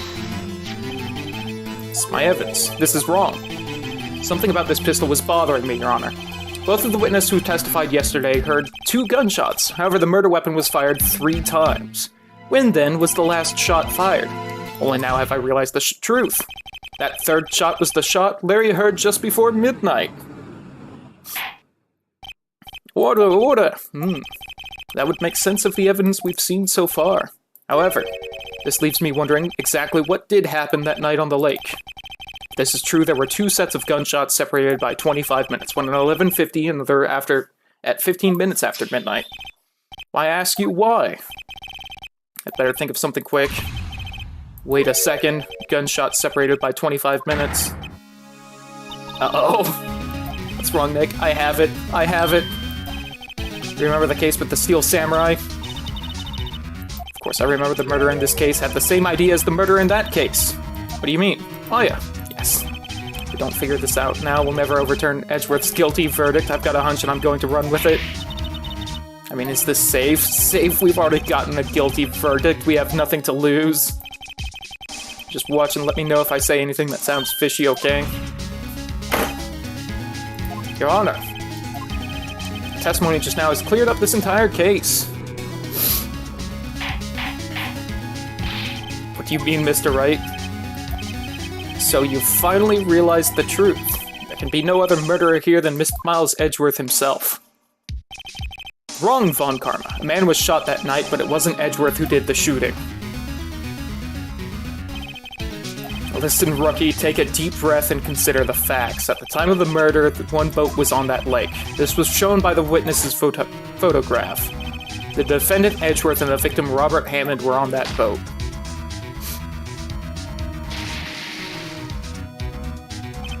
There was a gunshot fired on that boat and Robert Hammond fell into the lake. The distance of the shooting was 1 meter. It couldn't have been suicide. The guilty party has to be the other man on that boat. I admit, it's hard to imagine any other possibility, yes, but this assumes that the victim was shot at 15 minutes after midnight. What do you mean by that, Mr. Wright? We have photographic evidence of the time of the shooting. The timestamp on the photo says 15 after midnight. Guys, the game just shot me. Happens. But Larry heard a gunshot 25 minutes before that. Robert Hammond was killed then, 25 minutes before the shot on the lake. It's the only way that Edgeworth could be innocent. Mr. Wright, are you quite mad? Explain who this is sitting on the boat. The murderer and Hammond. Edgeworth and the murderer. Edgeworth and Hammond. Going with Edgeworth and the murderer. Of course, it was Edgeworth and the murderer. After the murderer killed Robert Hammond at 11:50, he assumed the guise of Mr. Hammond and met Edgeworth. I really want it to be the bird now, that would be amazing. Wait, what, are you serious? Yes, Edgeworth won't tell us why he went onto the lake that night. However, I have a hunch. That night, Robert Hammond called Edgeworth to the lake. Now, Edgeworth didn't know Robert Hammond's face that well. That's why he didn't suspect anything when the murderer took Robert Hammond's place. Not sure what to make of all this. Ludicrous. Mr. Wright, tell us the name of the murderer then. The murderer's name? Wright. It's...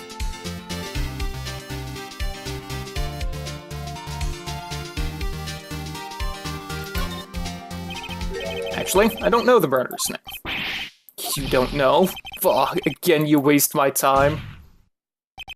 I don't know, because he never told us. Oh shit. The murderer is the caretaker of the boat shop, that old man. At 11:50 he was the one who killed Robert Hammond. The caretaker of the boat shop? Where did he do this? There weren't any boats on the lake then. Why would he have to go all the way out on the lake just to shoot someone? May I suggest that the real scene of this crime was not in a boat? Well then, where did the murder take place? Show the judge where the murder really took place. Right here, where Lotta Hart couldn't see it. Here, of course, the boat shop where he lives. That way he could meet with the victim without anyone seeing. You have proof that the boat shop was the scene of the crime. Recall Larry's testimony, if you will.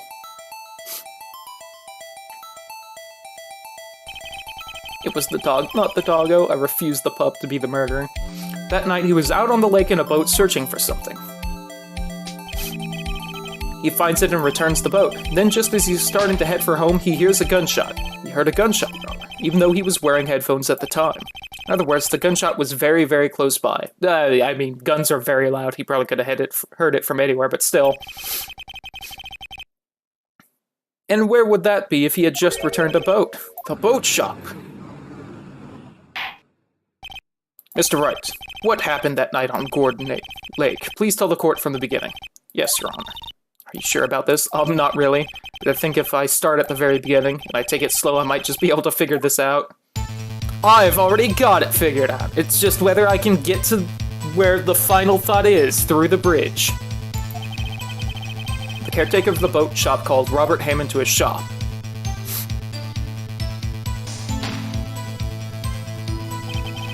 This was around 11:50. That was when the gunshot that Larry heard was fired. After that, the caretaker put on Robert Hammond's coat. He became Robert Hammond. Then he got in the boat with Edgeworth and went out into the middle of the lake. Then who fired the pistol on the boat, Mr. Wright? The boat shop caretaker. Of course, it was the murderer who shot the pistol. He shot twice, both missed Edgeworth on purpose. Wait a minute, you guess? How would he shoot twice if he didn't mean to hit anyone? Details, details.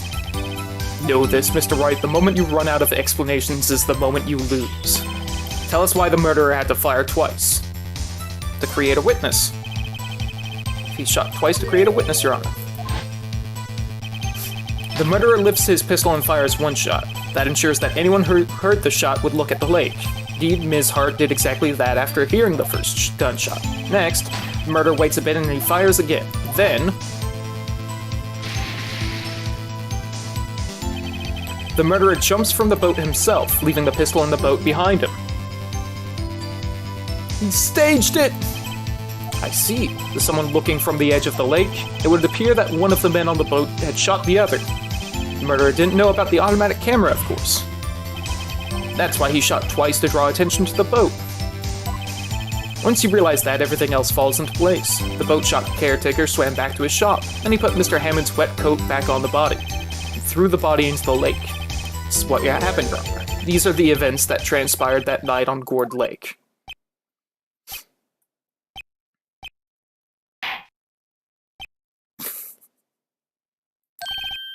Bailiff, bring out the witness from before, the boat shop caretaker, quickly.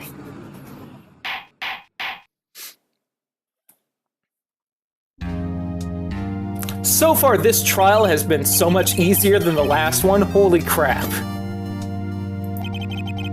I would like to ask the defendant, Miles Edgeworth, a few questions. Mr. Edgeworth, please take the stand. Oh god, do we actually have to defend him? With this? Heard what the defense said? Yes. Well, why did you go to the lake that night? What Wright has said was mostly correct. Astonishingly so, actually. Several days ago, I received a letter. The letter was signed Robert Hand. He asked me to come to the boat shop by the lake at midnight on Christmas Eve. He said he had something very important to discuss with me. Something important? I'm sorry, I can't say what it was. Your Honor, sir. Bailiff, we are conducting a trial here. I ask that you remain quiet. The witness has disappeared. He isn't at the boat shop either. Why do you just let the witness leave? What? What? What should I do? Find him quickly. We cannot allow him to get away. Well, he looks very guilty right now. Oh, I'm sorry, Whitney. I'll get there eventually. You've already redeemed that one. I gotta play it. I look forward to it if it's one you're specifically looking forward to. Mr. Von Karma, your witness has disappeared. A search warrant has already been issued. It goes without saying that I cannot declare a verdict under these circumstances. I will extend the trial until tomorrow, the final day allowed. I request that the police department utilize all its forces to find that witness. Am I understood? One more thing. Just who is that boat shop caretaker? I think his identity has become very important to this trial. I want him and I want to know who he is. Very well, court is adjourned. Has hooked me into the series. It should. This series is amazing. Just remember time zones when you start to play this game. That's all I'm gonna say. Well, at least we got out from under that guilty verdict. What about Larry? That was something else. Even Von Karma didn't know what to do with his testimony. Larry really helped us out. Sure, once I sifted through his unique testimony. Still, he did save us. I just wish our cases weren't so down to the wire all the time. Sometimes I feel like it's us on trial instead of our clients. I didn't fail. I don't think you can fail the first case, Nestor, but I took way longer than I should have while joking about the actual answer. Mr. Edgeworth, did you say something? Don't look so pained. I mean, it looks like you're probably going to get off the hook. You could try to smile just a little. Relax. I'm sorry, but I fear it's not over for me yet. What do you mean, right? There's something that's been troubling me for a long time now, and I don't know whether or not to tell you. No, there's so little time left. I want to tell you to get it off my chest, but I can't make up my mind.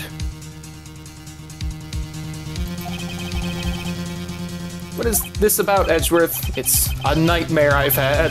The memory of a crime that I committed. Oh god, was he the one that shot his dad? A memory of a murder.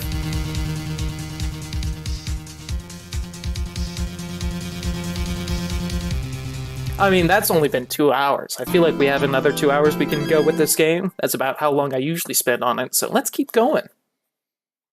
Plus, it sounds like the next bit's gonna be the end of the case, so hopefully I won't have to do a whole lot of running around. It'll mostly be the trial.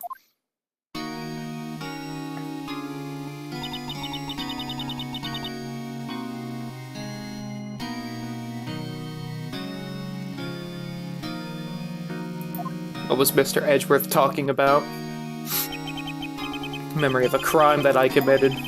Memory of a murder. Do you really think Mr. Edgeworth killed? I don't believe it, not Edgeworth. Some painful memory has been troubling him recently, but he'd never take someone's life, never. Yo, what's up, Larry? Thanks for kicking in my door. Think of my performance today. And I'm swinging in the aisles. I do remember feeling faint. Tell me the truth, it was like love at first sight, right? Right, Nick? Well, maybe my heart skipped a beat or two. I think you can do better than that. Come on, I saved Edgeworth in there, dude. Edgy! You guys should be bowing before me. Yeah, bow before your hero.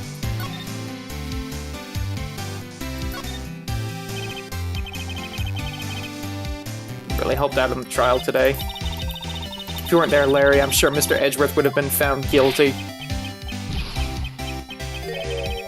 Seriously, Nick, that boat shop caretaker guy is pretty suspicious, but Edgy ain't off the hook yet. I'm just the guy sitting in the audience, you know, but from where I was sitting, Edgy seemed pretty edgy. And you really know he's telling the truth about that night? I don't know, but what I do know is I'm going to believe in you two until the end. Us two? Edgeworth and who else? You mean me, right? Yeah, you, Larry. Not me. But why you, Larry? Actually, yeah, why me, Nick? Enough with the silent treatment.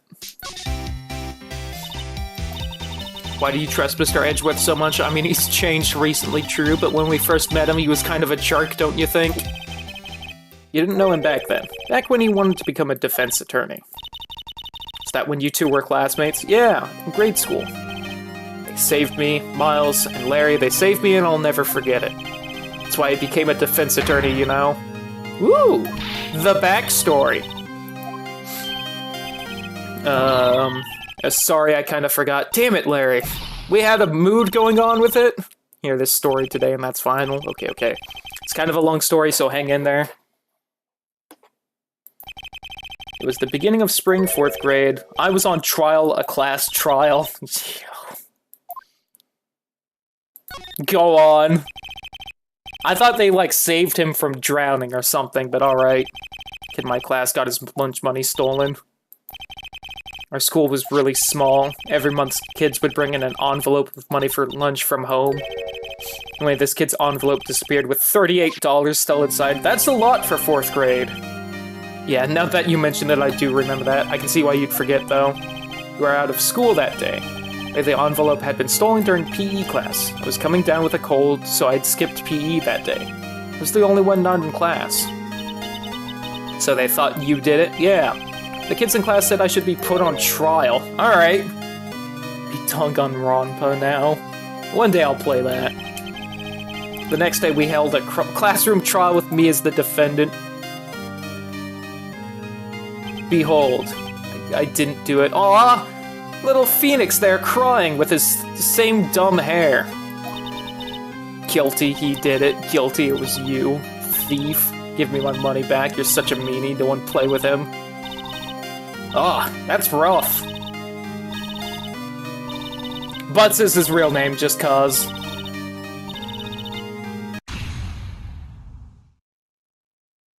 Now, Phoenix, you know you shouldn't steal people's money. It's not right. In the end, even the teacher thought I'd done it. Apologize to class, Phoenix. Aww. I didn't know what was happening. I was so sad I couldn't stop crying. Everyone was staring at me like I'd done it. I tried to apologize, went over to where the boy was sitting. That's when it happened. Objection. Shouldn't have to apologize. The only thing that belongs in a trial is evidence. Anything else has no place. You should all be ashamed. Amateurs! I love the idea of little 4th grade Edgeworth calling other people amateurs for not doing a class trial well enough. Yes! With his little bow tie! Wasn't you who stole my money, was it? No. Then you shouldn't apologize. Oh, it was Edgeworth's money that was gone! Nice! Everyone's been shouting you did it, but no one has any proof. That is why, Your Honor, this boy is innocent. But Miles, it was your money that was stolen. Yeah. He's the one. We don't need proof. Make him say he's sorry. Why don't you all just shut up? Nice, Larry!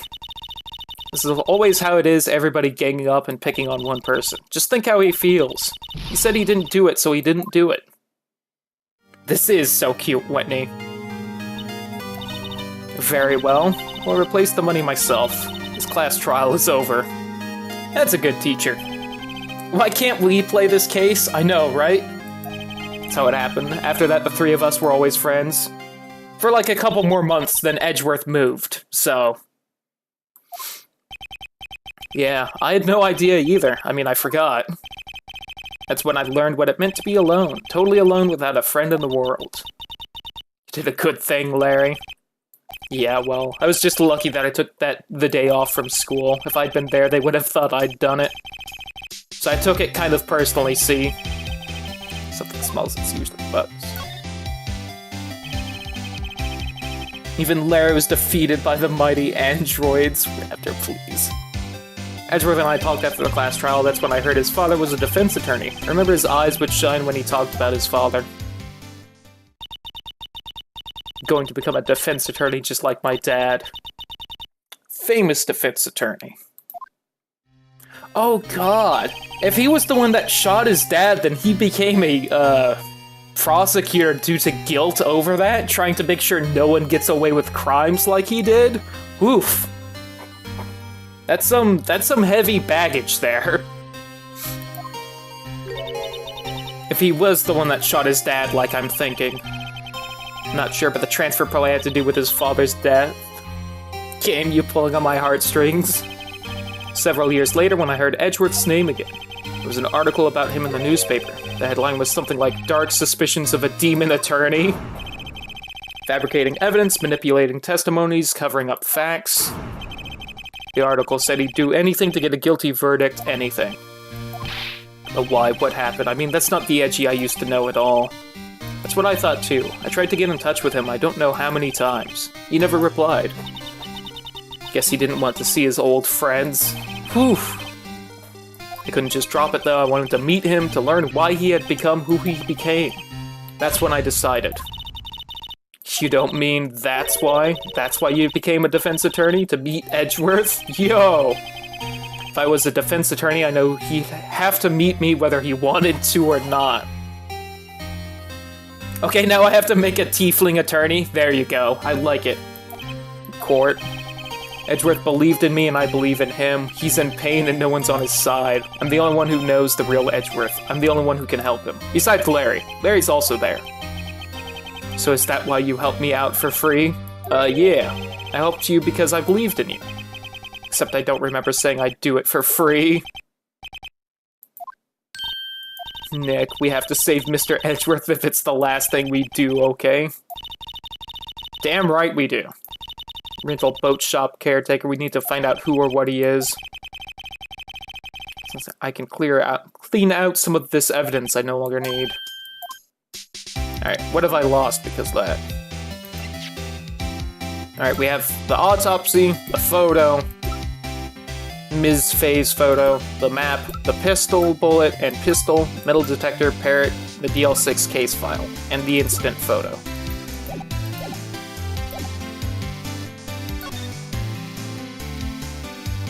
Can we talk to Edgy McEdgy?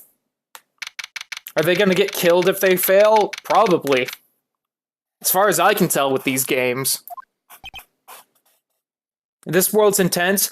Not only do you have to prove your guy is innocent, you have to find out who really did it, otherwise they'll still be executed for their crimes. This world's pretty brutal. You look as grim as always. Mr. Edgeworth, I heard the story about the class trial. Class trial? What do you mean? You don't remember? No, I don't. Your lunch money was stolen, wasn't it? In 4th grade? Lunch money? Oh, right. Yeah, I seem to remember something like that. Nick, I think you're the only one who really remembers. Happens. Probably only really mattered to me anyway. Happens. Phoenix, Wright for Kingdom Hearts 3. Well, if they are guilty, they die. Well, most of them are murderers, so I assume they're just immediately executed. Because I don't know what else they would do with them. I mean, to be fair, when it says guilty, it's like, they're going to be in prison until we find a higher court to go through this again, so it's not even like they're really sentenced afterwards, but you still lose. The trial was the reason Nick became a defense attorney. Ridiculous. Gee, thanks. That said, does sound like the kind of thing you'd do. You haven't changed a bit, have you, Wright? So simple, to a fault even. But I think you changed too much, Edgeworth. Aww! Look at that sad face when you said that! Ouch! So the guy from the first case is dead? Probably. Perhaps. Ouch! Why did you become a prosecutor anyway? You used to look up to your dad. You said you wanted to be a defense attorney, right? I couldn't let myself deny reality like you. My father was taken from me and you want me to defend criminals? I'm sorry, Wright, but I'm not that good of a person. One suspect was apprehended in your father's murder, right? Yes, the man trapped in the elevator with my father. His name was Yami Yogi. Yami Yugi. Oh no. The Pharaoh. He had to be the shooter any way you look at it. Yet he was found innocent. The defense attorney got him off the hook. Yeah, through corrupt means, which we figured out in the first real case that wasn't the tutorial. Sorry, I'm not talking much, I'm just so intrigued. It's not your fault just cause. This game is so enthralling. On that day, 15 years ago, the three of us were trapped in that elevator for 5 hours. When we were rescued, we all suffered oxygen deprivation. I'd lost all memory of the murder. Lost your memory? Even now, I can't recall what happened in that elevator. That was the crux of Yogi's attorney's argument in court. He claimed Yanni Yogi had been not of sound mind due to the oxygen deprivation. Yogi was released due to a lack of evidence. Innocent. That's when I changed my mind. I started to hate defense attorneys. What's your relationship with Von Karma? He's my teacher and a man who deserves respect. I learned everything I know of courtroom techniques from him. So he's like my sister was to you, Nick.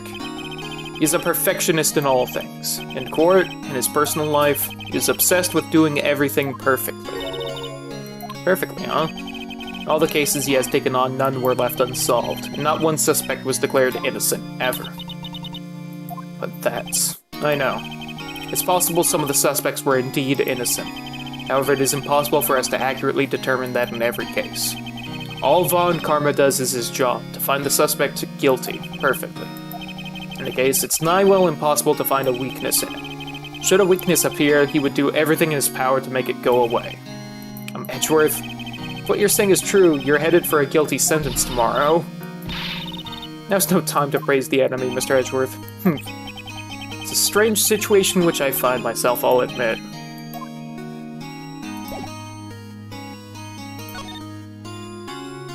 Hey, Edgy, this is gonna be rough, but... Nick, no, that's a photo of his father, don't show him that. That probably isn't a good time to dredge up those memories. What is it? Nothing, Edgy. Alright, this may also be rough, but... It's that case that changed my life, and tomorrow on December 28th, its statute of limitations runs out. Could that be a coincidence? Nope! Even if the case is finally closed on paper, it will never be erased from my memory. Never. What do you know about parrots, Mr. Edgeworth? Not sure I can help you with that. Well, that's a shame.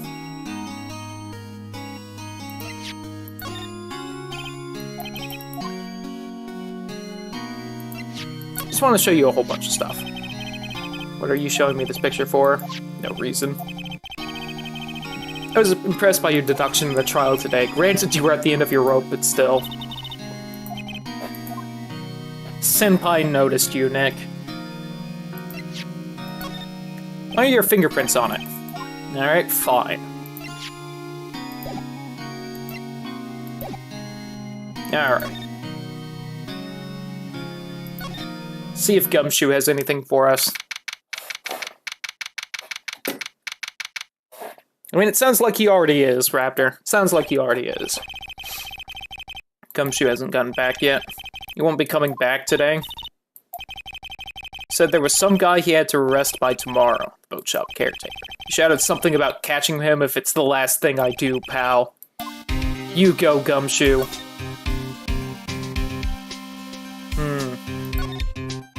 To the lake, then.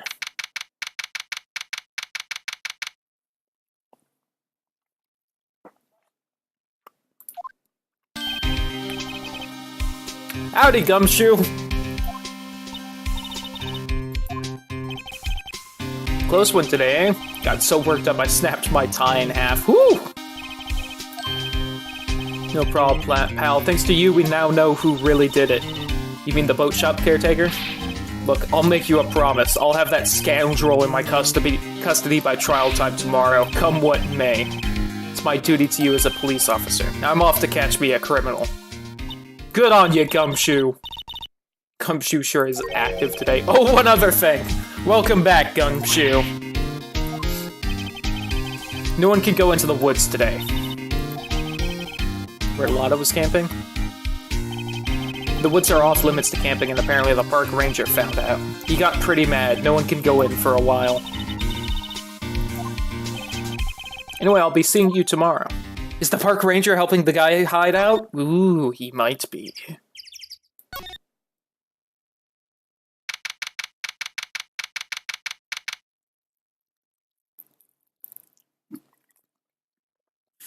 I hope finding out the caretaker's name is as simple as walking up to the parrot going, "What's my name?" And the parrot just goes, "Rah! Here's your name."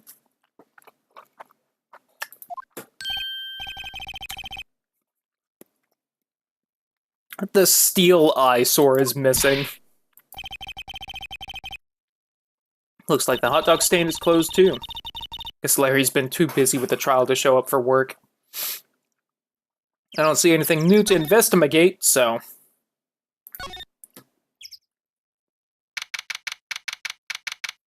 I missed whatever the pun was, so... That old caretaker got away. Yep. Never imagined he might be the real murderer. Him? Oh, hello, Mr. Grossberg. The hell are you doing here? The days of my youth, like the scent of fresh lemon, you see. No time for idle reminiscing. Mr. Edgeworth's trial ends tomorrow. That is true, yes, but from what I saw of today's trial, Edgeworth should be fine, right? I'm not so sure about that. What do you mean by that? Well, I'm not sure. If you find anything out, come by my office at once. I may be able to offer you some assistance. Alright. What do you think Mr. Grossberg was doing here anyway? Who knows? Grossberg's already been bullied into, blackmailed into, you know, covering up a crime. I wouldn't be sure if he was here for some reason. For doing that again. Get him a funny hat, quick. Nothing's changed, but the parrot's still here. He's home. Hello, hello. It's Polly. I wonder where your owner's gone, Polly. Can't believe he'd run off and leave his poor parrot to fend for herself.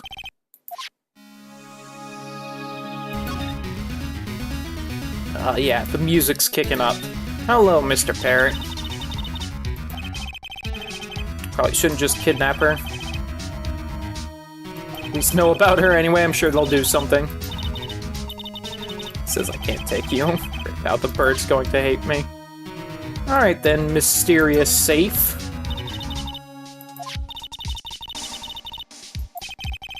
That's right.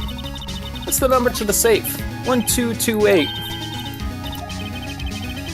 Sure there isn't any money in it. There's actually $38.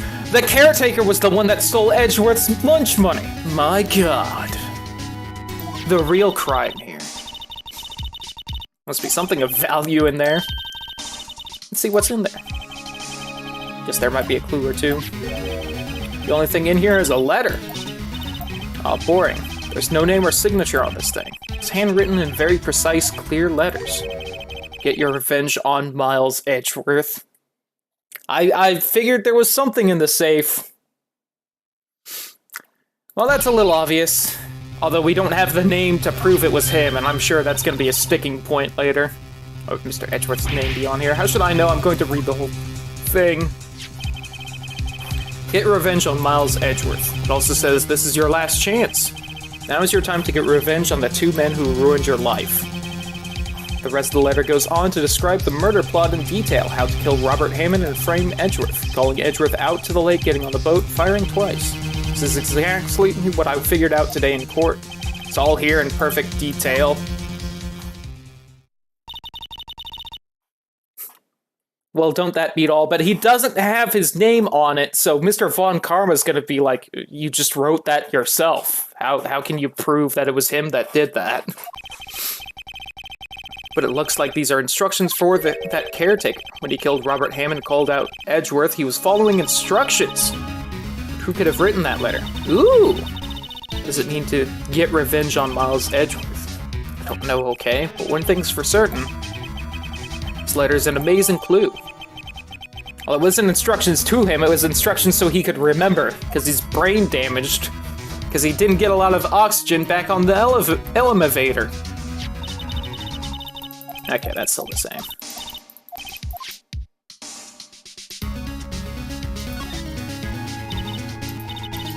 Don't people usually put pictures of fish up on the wall to boast about them? Even pictures of the fish they caught, right? But don't all the fish on the wall here look really puny to you? You know what they say, you should have seen the one that got away.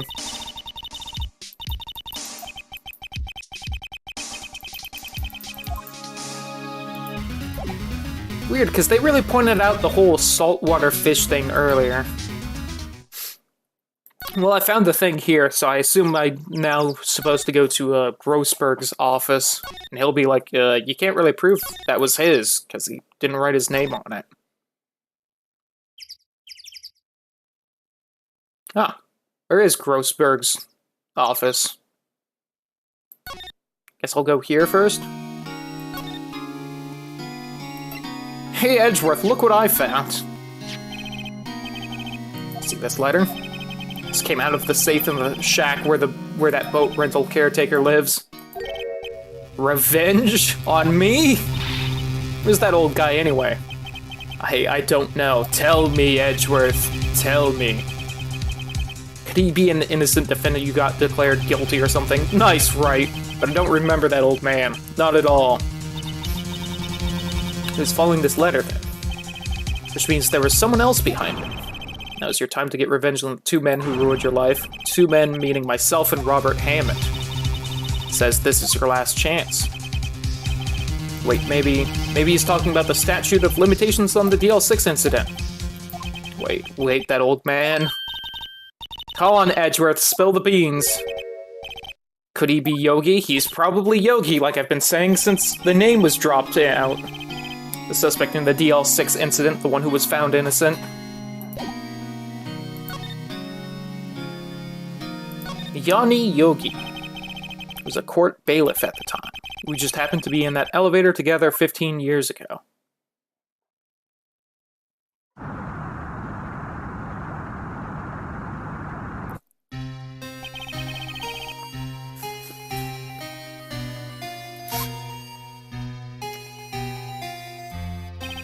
Macho, no! Why would I want Edgeworth to get in jail? Yogi reincarnated into the bird, it all makes sense? Damn it. Whitney and Meg are sharing secrets. We were there for so long it felt like forever. The air thinned and the darkness closed in on us in that little box. Whitney, you lied to me. That's pretty great. We became unsettled. Help, I can't breathe. Quiet, I said quiet. You're not making this any easier. I want to get out. Help, get us out. I'll just use up more oxygen. I couldn't give away a twist like that. That's all I remember. When I came to, I was in a hospital bed staring up at the ceiling.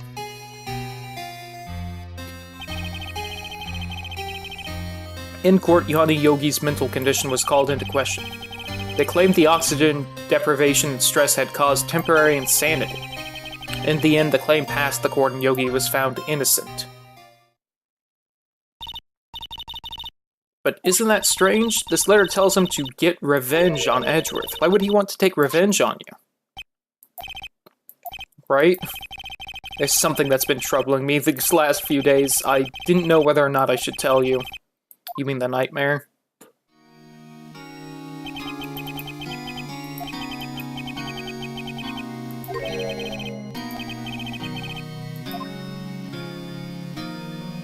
Come on, Edgeworth. Tell us.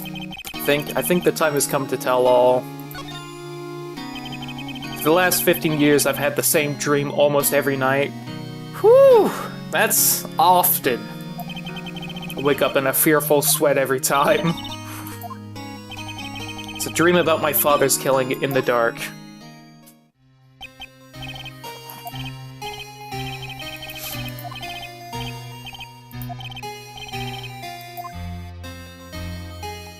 Raptor, please. I can't breathe. You're using up my air. What? Stop breathing my air. I'll stop you. Stop breathing my air! It's attacking father. Then I see the pistol lying by my feet. I don't know if it was evidence from that day in court or the bailiff's. I pick up the pistol. And throw it? Don't elevators have a latch on top? And many holes to let air in, but still, this is Japanifornia. Maybe they don't allow that there.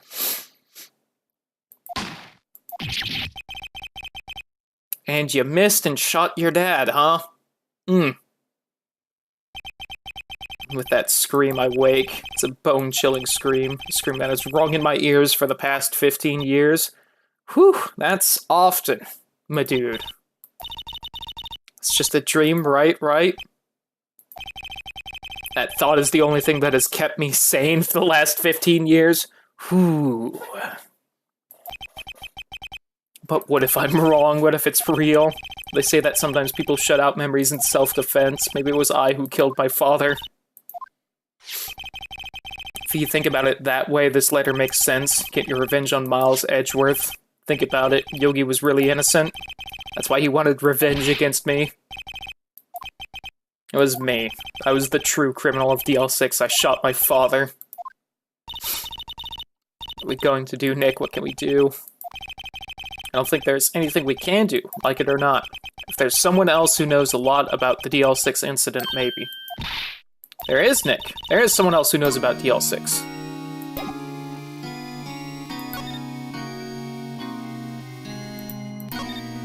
Monsieur Grossberg. Man, that guard is really getting an earful of this. Shh, shh, shh. He's not real. I wonder what that guard's life is like. Probably fairly interesting if it's always the same one. You look troubled. No kidding, I can't believe you're not. Just calm down and tell me what's happened. Mr. Edgeworth, he.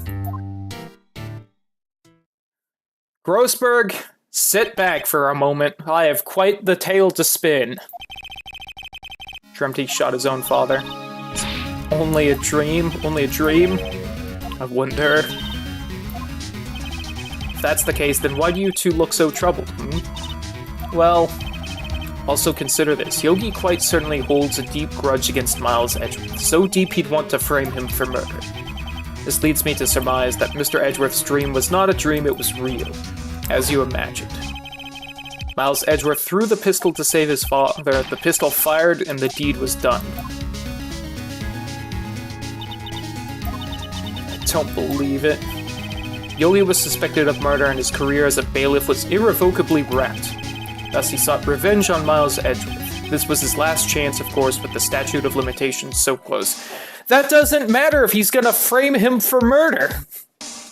Like, the statute of limitations just means that Edgeworth couldn't be charged with that murder. If he frames him for a completely different murder, the statute of limitations doesn't matter. But he's brain damaged, so you know what? Whatever. Gregory Edgeworth. Ooh, nice make. He was a defense attorney without peer. It sounds trite, but it's true. He may have had one peer now that I think about it. Your mentor, Mia Fey. Gregory Edgeworth was very disapproving of Mr. Von Karma's techniques. Von Karma is an extreme man, forged testimonies and evidence of nothing to him. The result, he has a perfect win record in court. To beat him, Gregory Edgeworth tried to call attention to his methods. He lost, and died in despair, as it were.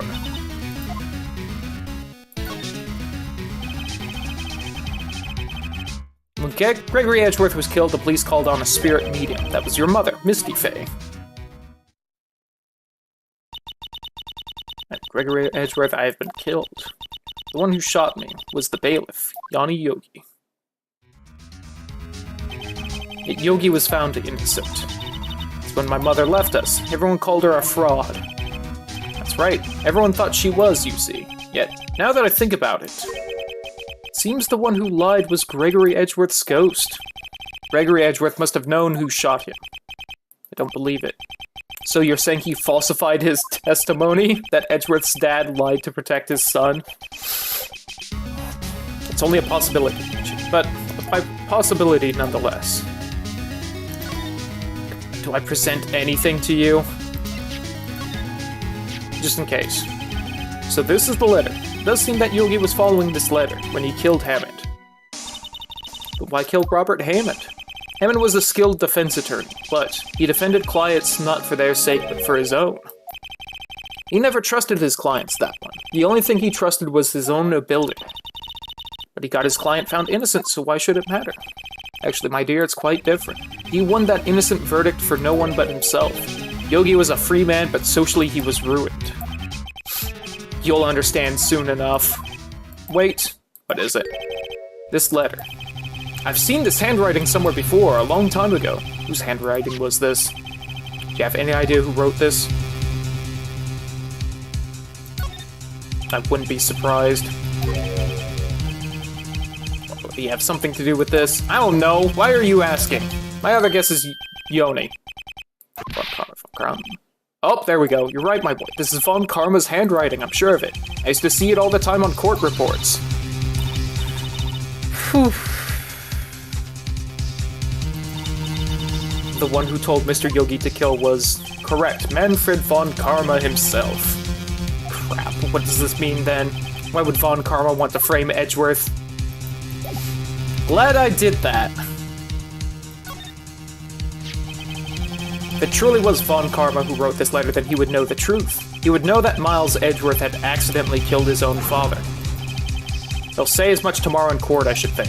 He'll press the point until the court finds Miles Edgeworth guilty. How could Von Karma know about Mr. Edgeworth's past like that? Even Mr. Edgeworth just thought it was just a nightmare.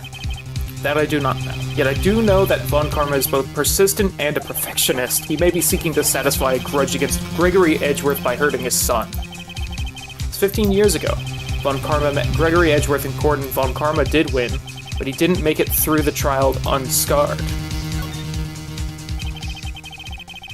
Raptor, welcome to this game and why I keep playing it. Even besides people redeeming them. Got the guilty verdict he wanted. He won the trial, but Gregory Edgeworth accused Von Karma of falsifying evidence. Though he lost the trial, Mr. Edgeworth's accusation stood. It was the only penalty Von Karma has ever received in his career as a prosecutor. Gregory Edgeworth dealt a blow to his perfect trial record. It must have been quite a shock for Von Karma. He took a vacation for several months after that, you see. Yes, an unusual event for the man. It was the first and the last vacation he's taken in his many years of prosecuting. Go to the sea or go to the mountains. Don't tell me he's never been to Europe. That was the only time he took a vacation from work. I believe the penalty upset him quite a lot. He wanted to keep a perfect record so badly. Why would he take such a long vacation? What do we do, Nick? Von Karma's going to bring up DL6, you can bet on it. What if Mr. Edgeworth pleads guilty to DL6? I won't let him. I hate to say this, but even accidental murder is murder, you know. No, it's not. It's manslaughter. That's different. Can't believe he killed someone.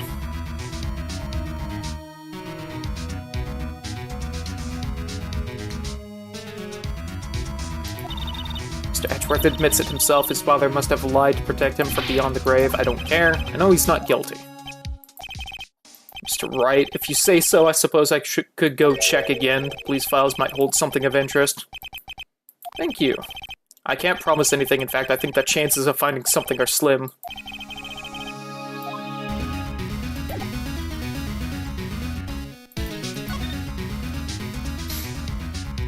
You know, manslaughter sounds worse than murder. It does, but...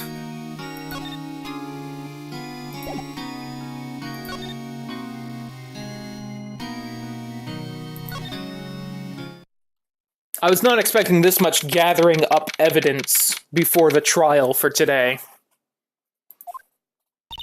Especially when it started opening with the backstories, I was like, oh, okay, this day is just going to be backstory central. And then we'll head to the trial and we'll be like, you're obviously the murderer. And he'll be like, well, gosh darn it, I guess I am.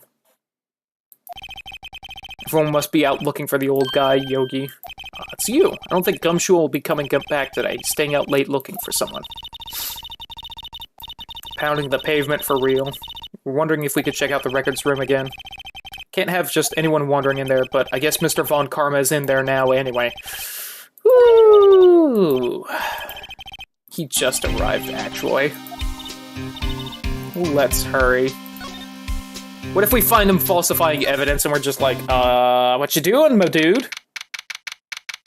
Gumshoe's a good bean. He really is. He's not always the best bean, but he's a good bean. Just yesterday, I'm sure they just haven't had time to clean. Nothing. I was just noticing that he isn't here. So why is this one open? Did, Von Karma perhaps take the file I needed? Must have been looking at it recently. The label says, Unsolved Cases Evidence. The file for DL6, it's completely empty? Yep. What are you doing in here? That's a very nice coat. Oh, Mr. Karma. How do you know my name? Have we met? What are you saying? We see each other every day, don't we? We're Miles Edgeworth's defense team. Is the real Mr. Von Karma not actually prosecuting? What?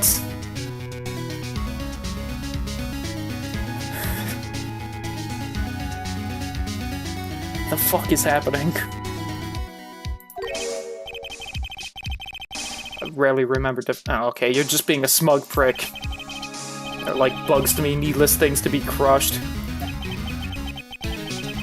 I can see how this guy was Edgeworth's mentor.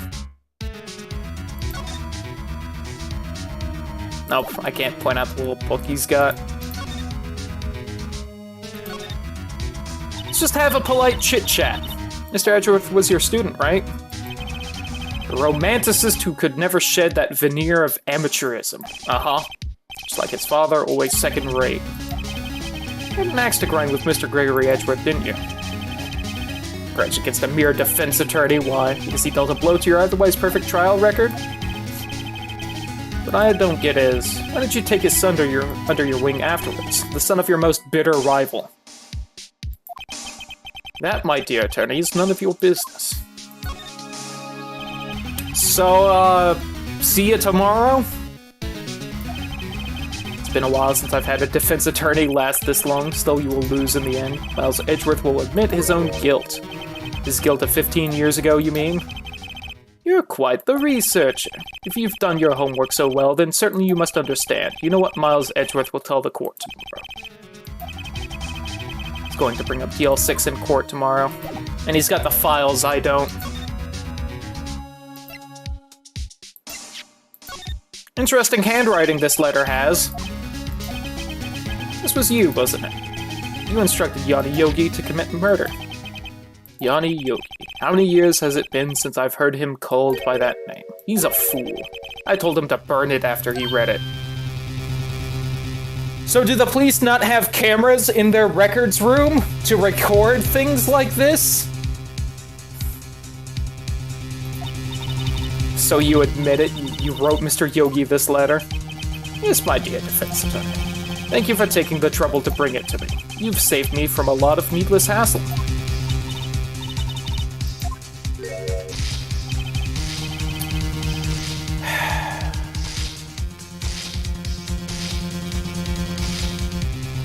For self-defense, usually. 600,000 volts will course through your body like a dog touching an electric fence.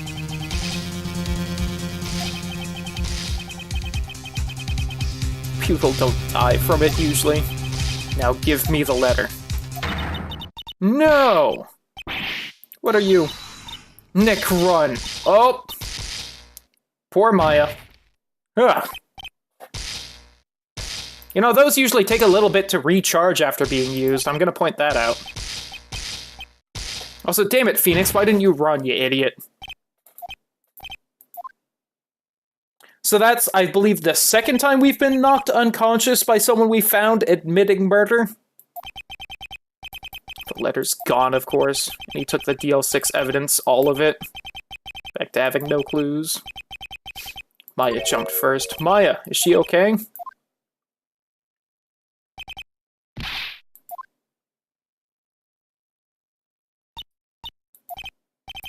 Open your eyes. Maya. Letter, did he take it? Yeah, are you okay? Also, did none of the... Well, I guess there's basically no one here. Alright, I'll give him that one now. Phoenix might want to get a brain scan soon, probably. I couldn't stop him, I jumped as fast as I could, but one shot from that thing knocked me out cold. You did great! Phoenix was the one that messed up by not running away when you were the one stunned. Like, at least out into the police room being like, come at me. No good as a lawyer or a medium. I can't even call my sister. You're fine. Wish I hadn't woken up at all. Ouch! Maya, please. You're fine. Better do something about her self-confidence first. She's holding something. What's that? A bullet? DL6 instant evidence number 7 taken from the heart of Gregory Edgeworth. Von Karma was holding this when Maya jumped him. Aha! Good job, Maya. You're most definitely not useless. I'll prove it to you in court tomorrow. To be continued. Again, I feel like the whole we uncovered the lawyer mafia who was known for, you know, falsifying evidence and stuff in the first trial we did. I feel like that should have had bigger ramifications than it did. Like, say, for the other obviously corrupt lawyers in this game.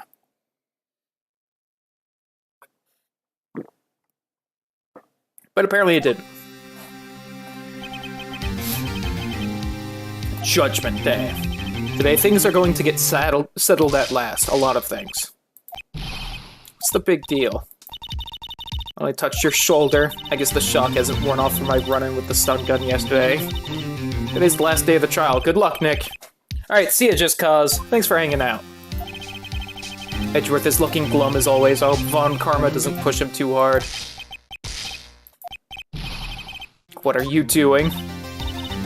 Sorry, I just thought I'd cheer you up with a pat on the back. Maybe you should go outside and discharge. It's not how stun guns work, but I'm fine with that.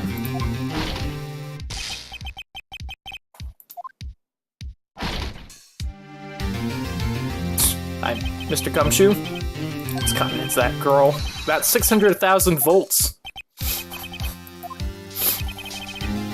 Here I go, Detective. Have no fear. As promised, I've captured our runaway caretaker. I just brought him in. Took all night, pal. You must be tired. Actually, after that shock I got on the way in, I feel pretty good.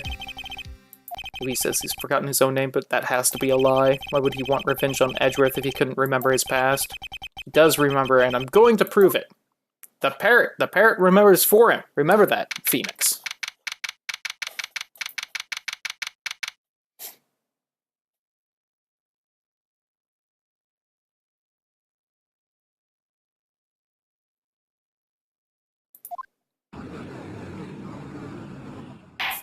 I always forget that the prosecutor's on the left, and the defense is on the right, because the way it looks at it, it's swapped when it zooms in for us. Like, I'm not on the left side of the court, I'm on the right. This is, I guess, from the judge's point of view. Prosecution is ready. Right, very well, we've reached the final day of our proceedings in this trial. I ask that the prosecution submit decisive evidence. Don't be awed into silence by every little thing he says. Mr. Von Karma, your opening statement. Thanks to Detective Gumshoe's efforts, the boat rental shop caretaker has been arrested. In yesterday's trial, the defense asserted that the caretaker was the murderer. If the caretaker has yet to confirm this, I would like to ask the defense to cross-examine him as much as necessary. Let's bring the witness to the courtroom. Did they give him a nicer suit? I believe you all remember our witness? He lives in the boat rental shop on the lake from where he witnessed the incident. In addition, he has currently lost memory of his name and identity. Why did you run away yesterday? The witness was not running away as he will now testify. Please begin your testimony. Nah, Raptor, it was just a taser, basically. It wasn't a real gun. I'm really sorry about just leaving yesterday like I did, but I wasn't running away or nothing. I went to buy some food for Polly, see? Figured I got nothing to do with this incident anyhow. I mean, I need one of those motive things, right? I don't got one. So my testimony yesterday stands as is. Very well, let's begin the cross-examination, shall we? I'm going to prove it. Gotta bring in the parrot to prove that it proves it.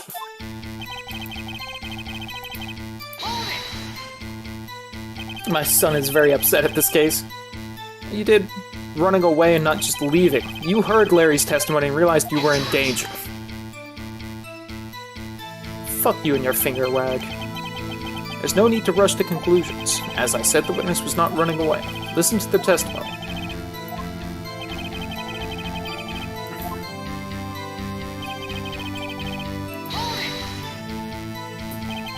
Then why did you leave? Just about to say why. It's so hard for you to just sit quietly and listen when someone is talking. Shut up. Need to buy some food for Polly, see? Food? Polly is a bit of a gourmand, you see. She only eats these high-quality bird pellets from France. Only have them in the big pet shop downtown. But you weren't arrested until this morning. When did you go back to the caretaker's shack? Kinda got lost, you see. Remembering things sometimes when the police apprehended him, he was on his way back to the shack. No one's going to believe that. I see. Damn it, Judge.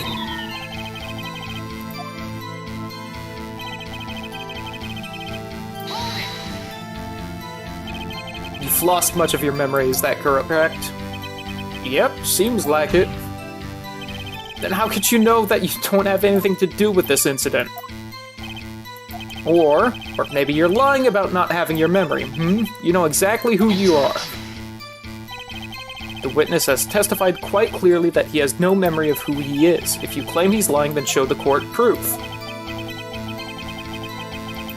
On that old codger's head, that's impossible. So you think, Phoenix.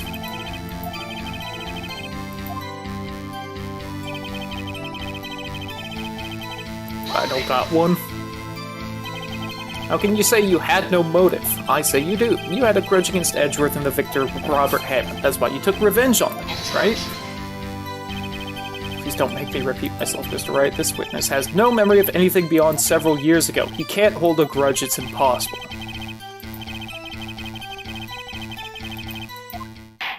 No? Yes, Mr. Judge? You've been saying the same thing now over and over. You've been calling the witness's memory of the past or lack thereof into question. Does this really have anything to do with the current case? Yup. Where's Your Honor? The witness has said he has nothing to do with this case and no motive. Both of these statements are lies. There you go, Raptor. Mr. Wright, there is a serious problem with your claim. Or are you saying you know who this witness is? Of course, Your Honor. Ho, ho. Now this is interesting. I would like to know myself. So, who is he? Dumb fun, Karma. Yanni Yogi. His name is Yanni Yogi, a former court bailiff. Yogi. That name seems familiar. Oh, Yanni Yogi, from the DL6 incident. Thought the judge would have heard of it. It was such a famous case. What does this mean? Your Honor, if this man is Mr. Yogi, then he has a clear motive.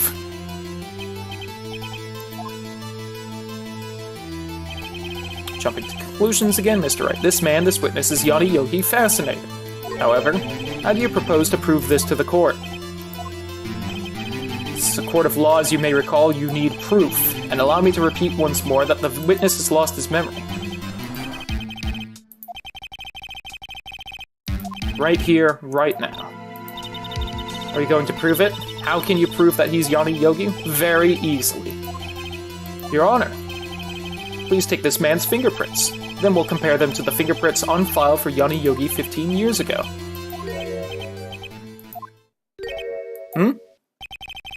So very, very sorry, Mr. Wright. Why? The witness has no fingerprints. Go on. Would explain why there weren't any on the gun. Before I worked as a caretaker, I worked at a chemical plant. I burned my fingers working with the stuff. Yep. Yogi, you sneak. You burned your fingerprints off to hide your past. Witness has no fingerprints. Guess we will not be able to prove his identity. Dental record. We kill the old man, look at his teeth. That is an actual thing, Raptor. If you burn the skin off your fingertips well enough with, like, certain things, you do lose your fingerprints. I think bleach can do it, but, you know, you have to burn your fingers with bleach. What will you do, Mr. Wright? It seems the case has been decided, no? Just can't prove it. I have proof! Can't let it end like this. I can't lose. There has to be another way. There's no one who can testify as to who this witness is. No one. What are we going to do? I know who! Didn't even consider that we might have erased his fingerprints. Perhaps you'd like to cross-examine the parrot for a little comic relief, yes, I actually do. I'm upset I couldn't put forth that to prove that I was right, but fine. No, you're not going to. Oh, hell yes, I am. I knew I was going to the moment the parrot was introduced. The Vince would like to take Mr. Von Karma up on his proposal. Take Mr. Von Karma up on his proposal? Exactly, Your Honor. I would like to cross-examine the witness's pet parrot. Throwing my card Yu-Gi-Oh pose, because they all have their own little poses. What do you think, Mr. Von Karma? Need you even ask? This is a farce. I object. Objection! Wait a second, you were the one who suggested I cross-examine the parrot, Von Karma. I have a right to do as you suggest.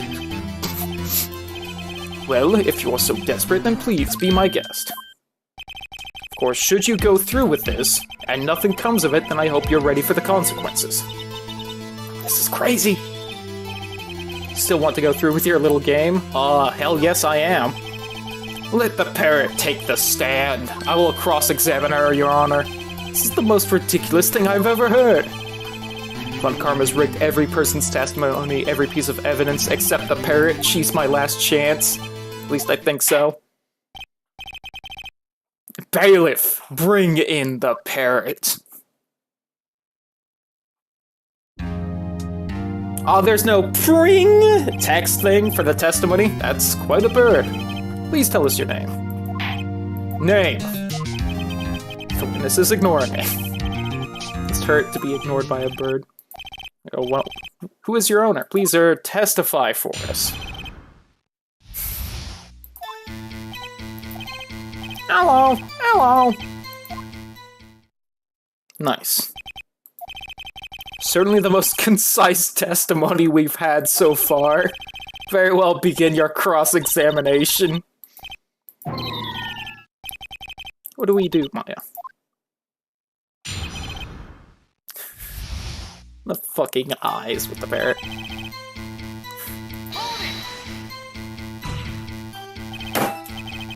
Can't just say hello and expect us to get anywhere. I want you to testify. Maya, you talk to her. What's the safe number? Let's just try to get her to say anything, okay? Holly, what was the number of the safe in the shack? 1228, 1228. What a reckless parrot. Well, Mr. Wright, you aren't claiming that this number has something to do with the caretaker. Actually, it does. That's why I had her say it. Ridiculous. How can the number to a safe tell us who the caretaker is?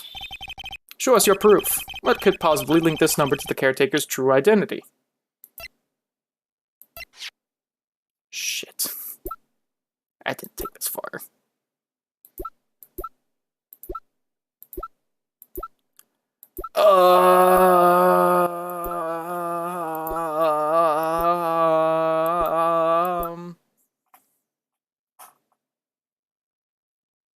I wasn't expecting it to go this way.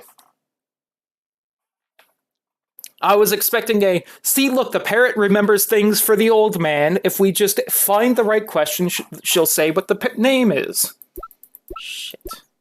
Alright, definitely not that. So, nope.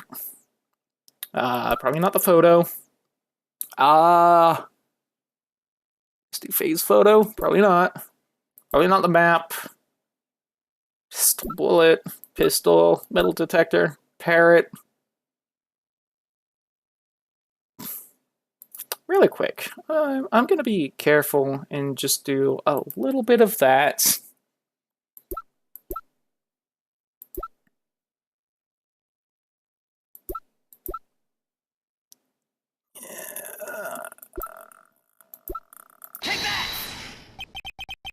The DL6 case file? What is this obsession you have with that case, Mr. Wright?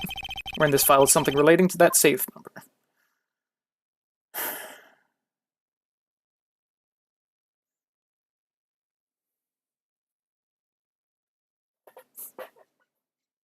I'm clearly right because they gave me another option. Raptor, please. Suspect data? Because that's where his name is. Mr. Wright, this file is from a case 15 years ago. I don't see anything about a safe in here at all. Mr. Wright's bluffs. I didn't lose anything, though.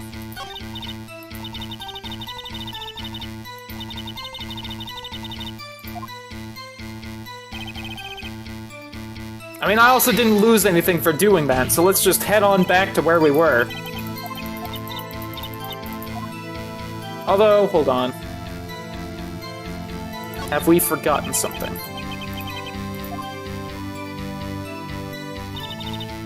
That's also true, Whitney. Oosh. Save that here. I will prove that the caretaker had something to do with DL6. Oh. Hold on. Whitney's got a point. I can read the case file really quick. 1228. It's in the case summary. Got it.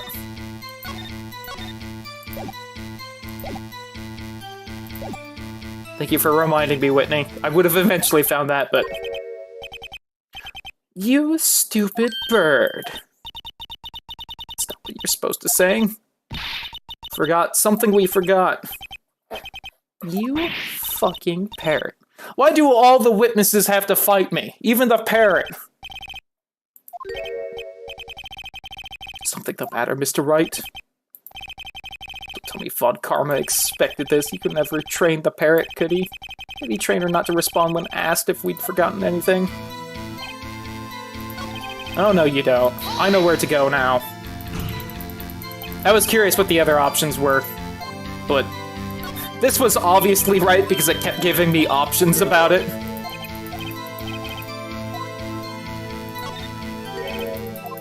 Although that would be quite the joke if it kept giving me all of these options and none of them led to what I needed to hit. That would be, like, quite the, like, misdirection by the game. Could have just checked right there. Well, it's on the case summary page. Specifically, the date on which the DL6 incident occurred. December 28th. Why, that's today's date, 15 years ago. The number on that safe is 1228. He uses the date of the DL6 incident as the number for his safe, Your Honor. That's how important that date was to him. It certainly is an interesting coincidence. People often do set their secret numbers to dates. This is not tangible proof. I set my ATM card's number to 0001 because... fucking...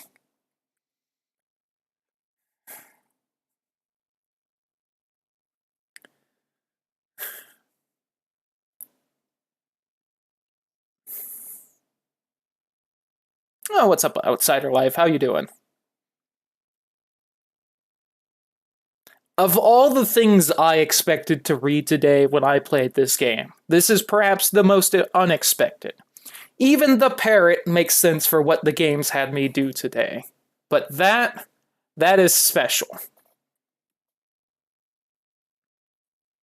1 second. I want a nice picture of him saying this. Windows 10 makes me do some extra steps just to get... There we go. File, save as. Number 1.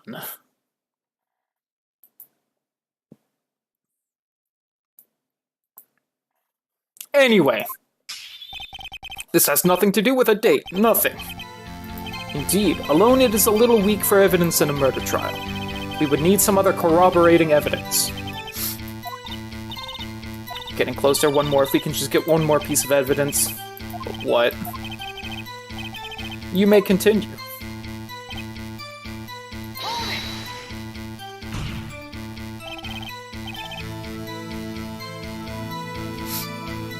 You must speak to me. I can't believe that you're speaking to the parrot. Alright, there's only one option I haven't chosen so far.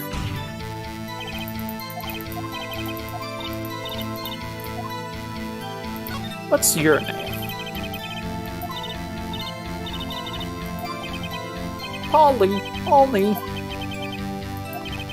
I think we've established that this parrot is named Polly. Does this have anything to do with her owner's identity? Of course! Fascinating. You claim that the parrot's name will prove her owner's identity? Then show us this proof. Don't you think you're taking the bluffing a little too far? Listen, we're not here to answer the question of who is the caretaker. We're here to prove that he is Yanni Yogi. What we have to do is tie the name Polly to Yogi. Proof that the parrot's name reveals the caretaker's identity is... No.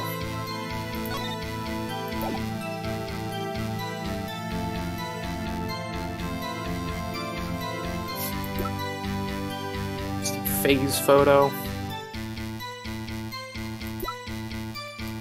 A map, no. Pistol bullet, no.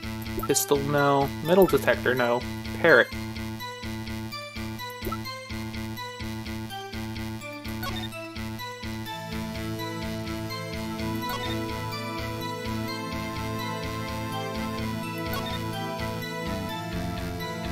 Fiancée Polly Jenkins commits suicide. Ouch! That's... whew. That's sad. Quite a large file you have there. Which page is this proof on then? Show us or stop wasting our time.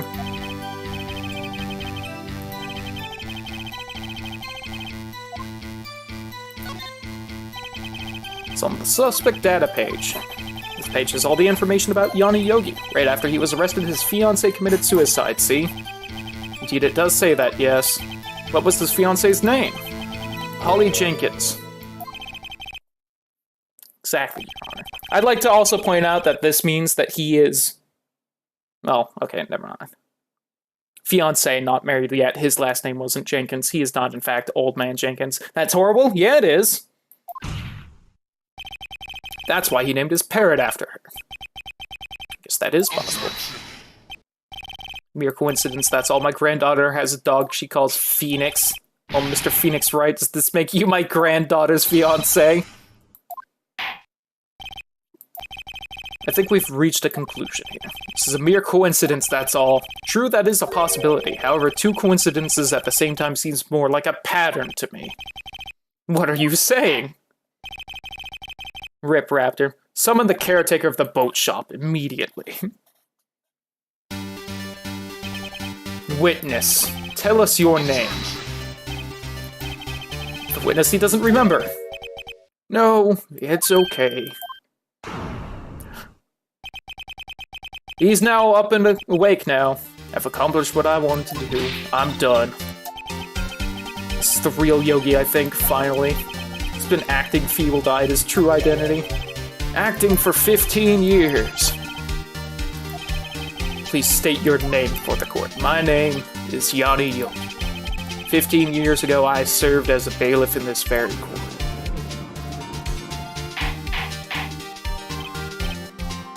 Order, Yanni Yogi. So was it you who killed Robert Hammond and tried to frame Miles Edgeworth for his death? Yes, it was me. I did it. They put me on the witness stand 15 years ago. Robert Hammond, he said I was mentally unsound. He told me it would make me innocent, get me off the hook. So, I pretended to have brain damage. I was innocent, really, but he didn't believe me. He won the trial, but I lost everything. I lost my job, my fiancée, my social standing. Then, this year, 15 years later, a package arrived. It was a letter and a pistol. The plan was written out in careful detail. It was a plan for me to take my revenge on the people who ruined my life. I didn't care who had sent it. I thought this was my chance. After 15 years ago, this was it. Finally a chance to have my revenge on Robert Hammond and Miles Edgeworth. I have no regrets. Against Miles Edgeworth? What do you mean? Here we go. I'm not at liberty to speak on that matter. Why don't you ask Mr. Edgeworth yourself? Anyway, I admit it. I was the one who killed Robert Hammond. Von Karma, where is Mr. Yogi? Under arrest, Your Honor. I saw no room for error in his confession. The defendant, Miles Edgeworth, is innocent, in this case at least. Very well. Will the defendant please take the stand?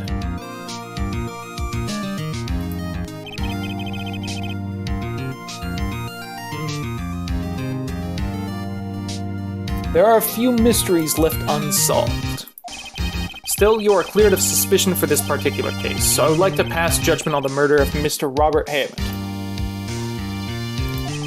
Any objections? I don't believe it. Why isn't Von Karma saying anything? Very well. This court finds the defendant, Mr. Miles Edgeworth, not guilty. Yay, the confetti! That is all. The court is adjourned. Objection! There it is. Did someone just say objection? It wasn't Von Karma. Oh, Edgeworth, why do you do this? Edgeworth, motherfucker. Even in your own case, you managed to be an adversary to me. You arrogant asshole. You goddamn motherfucker. Your Honor, I object to your judgment. God damn it. What do you mean? I'm not innocent at all. As we have heard, Yanni Yogi killed Robert Hammond in revenge. But revenge for what? Edgeworth is trying to confess. He's going to say he's guilty. He's going to tell them he was the murderer in the DL6 incident. He's going to tell them he killed his own dad. What do I do? You know what? For the drama, raise an objection. The judgment has already been passed. I object to Edgeworth's outburst. Didn't something like this happen yesterday, too? I believe a certain witness raised an objection after a guilty verdict was passed. That'd be Larry. We must hear this new statement. We must hear Miles Edgeworth. I'm sure it would have happened anyway, so, you know. When you corner yourself, yeah. We have a duty to hear Mr. Edgeworth out. I'm glad, Whitney. No, we gotta save him, Raptor. For 15 years, I have had a recurring dream. A nightmare. It's only a nightmare. That's what I told myself. But now I know it wasn't a dream. Yanni Yogi wasn't the killer. You mean, in the incident where your father died? From the distance of the shot, it wasn't suicide either. Everything was as clear as day. The murderer, the criminal in the DL6 incident, it was me. Your Honor, I confess my guilt. I am guilty for DL6, the statute of limitations of which ends today. The culprit is me. He says, pointing at me, I guess, saying, like, shut the hell up. This is certainly unexpected. The defendant declared innocent is confessing to a different crime. A crime for which the statute of limitations runs out today. I'm not really sure how I should deal with this. It's obvious. We hold a trial, right here, right now. Dun-da-dun-da-dun-da, drunken fighter. We tried this man for his crime for 15 years ago. think I would like to take a 5-minute recess. During this time, I will consider the appropriate course of action to take. This poor judge, by the way, having to deal with all these nonsense cases and just have to sit there and try to figure out who's making up bullshit or not. Like, at least Phoenix gets to go out and do his own investigating. He just gets all this thrown at him in the series of like 30 minutes. Phoenix takes like a whole day to investigate, find clues, be slowly exposed to all the bullshit. The judge just gets it thrown at his face and he has to make a decision regarding the life of someone. His job is so stressful. I feel like he's the most underappreciated character in the series. 2:24 p.m. District Court, Defendant Lobby, number 2. When the case so good, you gotta take a break. I'm sorry, Wright, I've just wasted all of your effort. Mr. Edgeworth, I just don't believe it, pal. I mean, you killed your dad? I didn't want to believe it myself, Detective, but it's the truth. I deserve to be punished. Edgeworth's been a bad boy. We gotta punish him. Murder is murder no matter what the circumstances. It's crazy. Just crazy. Nick, what are you doing? Huh? Oh. I was just reading through the court record once more. I'm getting my case ready. Your case? For what? Huh? Isn't it obvious? I'm going to prove that Miles Edgeworth is innocent. What are you talking about, pal? He just admitted to it. Still in the corner now, Cloudy. Listen. Don't think I've ever heard someone advocate for the judge before. Do you see the nonsense he has to deal with? At the beginning of this case, one of the 2 witnesses for a murder of a defense lawyer, apparently murdered by a prosecutor, came in, and it turns out she was making most of it up so that she could get attention and believed in conspiracy theories, Gourdy, and UFOs. He's got to deal with a lot. Confess that he did it in court. I'm sorry, Edgeworth, but I don't believe your nightmare. What? It's just a dream. It's not real. The truth is right here in this court record. In the case, tighten your belts. The real fight is just beginning. I'll prove you're innocent, trust me. Right? December 28th. 2:30 p.m. District Court, courtroom number 3. Hell, he just had the case where it seemed super obvious that the prosecutor murdered the defense lawyer. You'll take that back during the second game. Oh, I'm sure I will. I'm sure the judge is going to turn out into a right jerk. But he just had the prosecutor acquitted for the murder of someone, then say, oh, by the way, I killed my dad 15 years ago. Can I be found guilty of that? And he has to go, 5-minute recess. Let me figure out what the hell's going on. I would like to resume our trial. Miles Edgeworth has admitted his own guilt. He has confessed his crime. Let us begin by hearing his testimony. Then, though pointless, let the defense do their cross-examining. The statute of limitations of the DL6 incident runs out today. Though it's unconventional for me, I'd like to run this one by the book. Does the defense have any objections? No, Your Honor. You knew this was going to happen from the very beginning, didn't you? Will Miles Edgeworth take the stand? Will the witness state his name and profession? Miles Edgeworth. I'm a prosecuting attorney.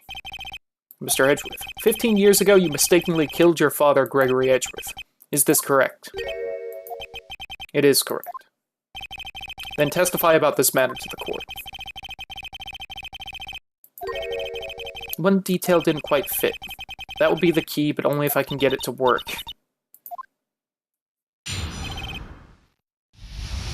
I didn't notice anything wrong with what he was saying in his dream, so that's not good.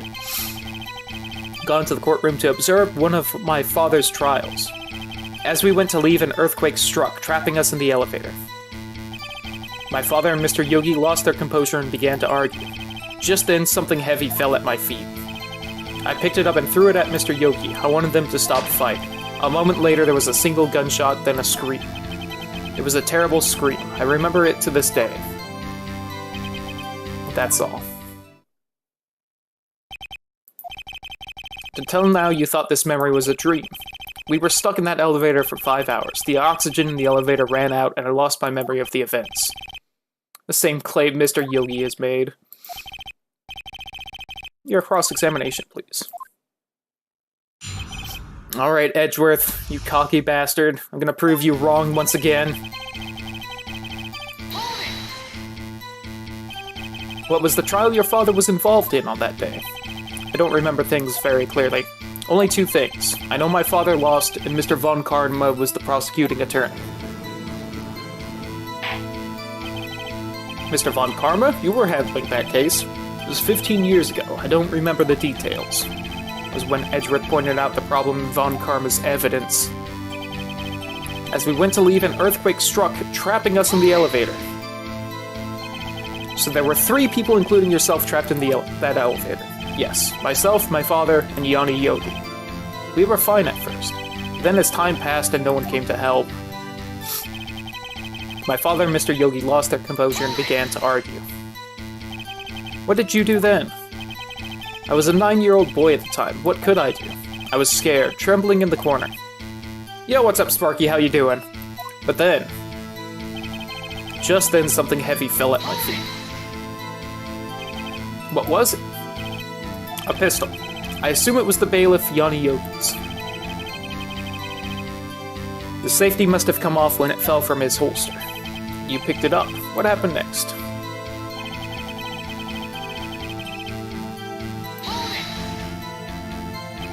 Did you know it was a pistol when you threw it? I think I knew. I knew it was dangerous, but the air was getting so thick I panicked. So you're saying that you threw the pistol at Mr. Yogi? I was, in a daze. A moment later, there was a single gunshot, then a scream. The gun fired once. Think, after I threw it, I lost consciousness. Since then, they've echoed in my head every day. The gunshot and that horrible scream. It's a terrible scream, I remember it to this day. To this day? Yes, I can practically hear it now. I doubt I will ever forget that scream as long as I live. I don't know what it means. I better find out and quick. What the hell is Phoenix talking about?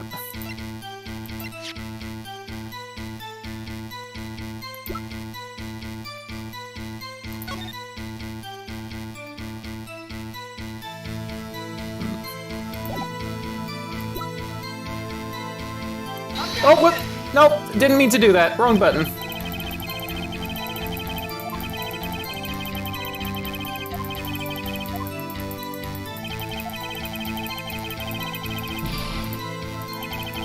I'm sorry, Your Honor, I hit the wrong button, I swear.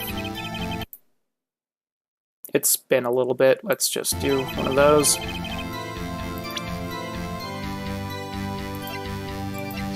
I meant to click this. Was oxygen depleted at time of incident? No clues found on the scene. But I have a bullet from the scene. Oh, well, I guess it was later. And returning from a lost ride with 7 miles. 1 bullet found in heart. The murder weapon was fired twice. Aha! One of those again, huh?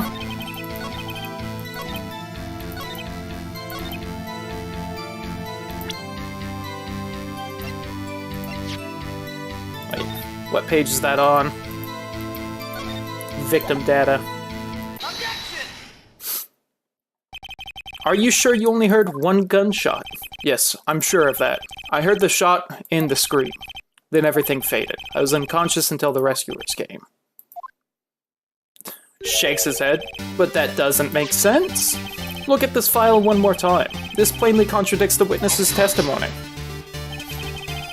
You do enjoy dragging out that file, don't you? I don't accept this evidence unless you can tell us what page it's on. Which page contradicts Miles Edgeworth's testimony? Look at the victim data in this file. It says it quite plainly. The murder weapon was fired twice. So Polly did do it? Yes. Polly is actually the guilt parrot from Metal Gear Solid. Miles Edgeworth only heard 1 gunshot. Yet the murder weapon was fired twice. The first shot was the accidental firing, when the pistol was thrown. So, who fired the remaining shot? Was there perhaps another shooter who fired that second shot? As I'm sure you're aware, this incident occurred 15 years ago. The evidence is dated. The pistol did fire twice. However, we do not know when that second shot was fired. It might have been fired the day before the incident. There is no proof that the second shot had anything to do with this incident. You do have a point, Mr. Wright. The murder weapon was fired twice, as we have heard. One of those shots was fired by the defendant, a boy at the time. Do you have any proof that the other shot fired had something to do with the case? Obviously. I think I will be able to show you proof. What? Impossible. Mr. Von Karma, save your surprise for after you've seen the evidence. Very well, Mr. Wright, show us your proof. You have evidence that the second firing of the pistol is related to this incident.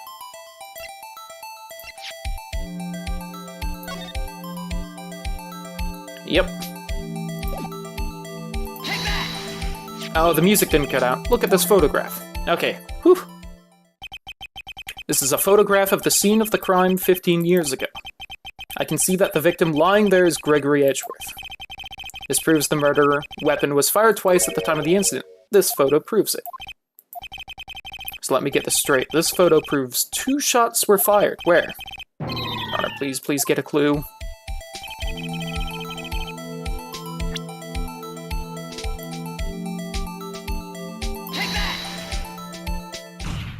Right there. As should be obvious, the contradiction is here. See, a bullet hole in the door. Your Honor, Gregory Edgeworth was killed by a shot from the pistol, yet there is also a bullet hole in the elevator door. We also know that the murder weapon was fired twice. Thus, someone other than Edgeworth fired that second shot. Order! Mr. Wright, what are you driving at? Simple, Your Honor. At the time of the incident, 2 shots were fired. One went into Gregory Edgeworth's heart. The other hit the elevator door. Remember that the defendant lost consciousness after the shot he fired rang out. In conclusion, we must agree that the second shot was fired by someone else. But who could that someone else be? The murderer, of course. I knew I should have stepped in before your wild fantasies got out of hand. Mr. Wright, look once more at the DL6 incident case file. Look closely. Try the case summary page. That's on page 1. Alright, I'll actually look. Here an elevator was auctioned and depleted at time of incident. No clues found on the scene. Aha! But instead there was a bullet removed from his heart. Not a single clue was found on the scene. If the pistol had indeed been fired 2 times, then the other bullet would have been discovered on the scene. That second bullet has never been found. Why? Because you're forging evidence, Karma. So the second bullet does not exist. The bullet that claimed Gregory Edgeworth's life was the one fired by his own son. That is the truth of this matter, the whole truth. It was undoubtedly something else that made that bullet hole in the door.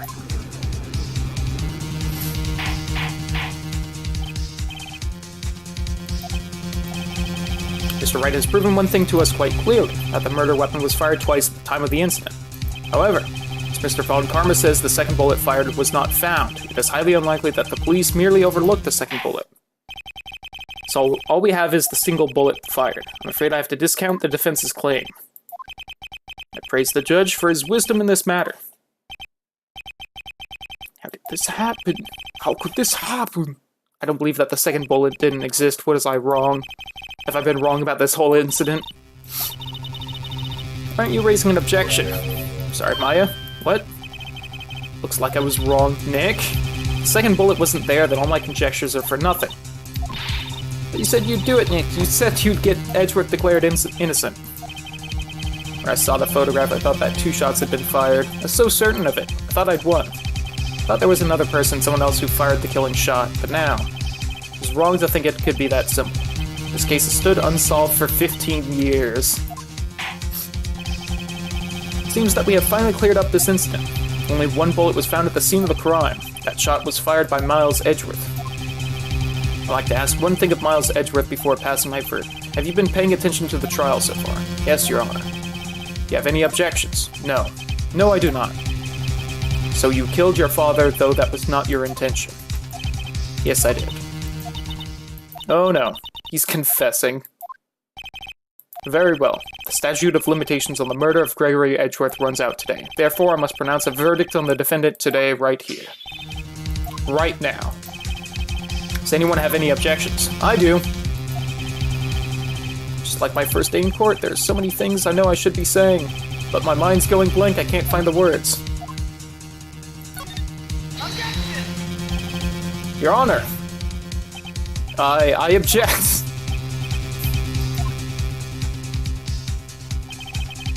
Right, on what grounds do you object, I don't know, his case is perfect. It must exist. Save me, Ghost Lady! The second bullet.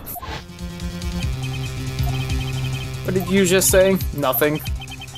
The second bullet must exist. But where? Someone took it?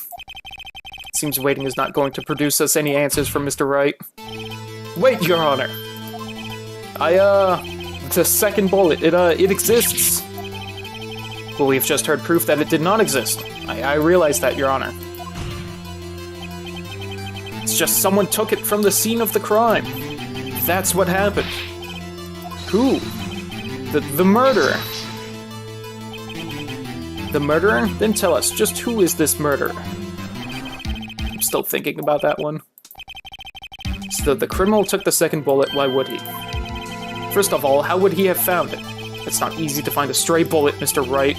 Is there some pressing need for the murderer to search for the bullet? Yes, of course there was a need. That's why he took it. What possible reason could he have had? Well, the reason the murderer took the bullet away from the scene with him is... the bullet would be proof. He thought that the bullet would be used as proof, damn it. It was a special bullet, so he took it with him. If that was the case, then he would have taken the bullet from inside Gregory as well. Why would he only take one of the two shots fired? Because he was stuck on the outside of the elevator. Damn it. He didn't need it. Spent the time to look for that stray bullet. I haven't got a clue. Had no reason to take that bullet. You don't want to admit it, but it's true. Had to take it. The murderer? What does that mean? You're thinking too normal, think crazy. Alright, Mia. Don't think why the bullet was thinking. Think why the bullet had to be taken. Yes, Your Honor. I have no idea what I'm doing. The murderer had no intention of taking the bullet from the scene, but the murderer had to take that bullet. Because he was hit by the shot. The feels when you gotta solve two cases in one day? Yeah. For instance, what? Maybe the bullet, hit the murderer. There you go. Hit the murderer. Just saying, for instance. I mean, if it hit you, you would have to take it with you, wouldn't you? It's not like you could perform surgery right there, you know? Wait a second. I was just talking off the top of my head, but what if that's really what happened? Let me get this straight. Get the parrot back in here. So at the time of the murderer himself was shot, and he left with the second bullet still inside, thus leaving only one bullet at the scene of the crime? Yes. Guess that's how that would work, yes, but there's a problem with that. The other two people rescued from that elevator, Miles Edgeworth and Yanni Yogi, were both unharmed. So that would mean the murderer came from outside, yes. And that's why he could only take the one bullet, as my proof was originally, it was actually Von Karma who shot his dad. The two men fight inside the elevator. Trying to stop them, the boy picks up the pistol at his feet and throws it. The pistol discharges and the bullet goes through the elevator door and hits the murderer outside. The boy loses consciousness. Then the murderer opens the elevator door and sees the men inside.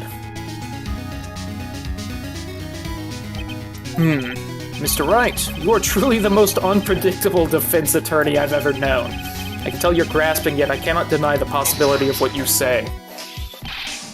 What are you saying? Deny it. Deny it. No one involved with the incident was wounded.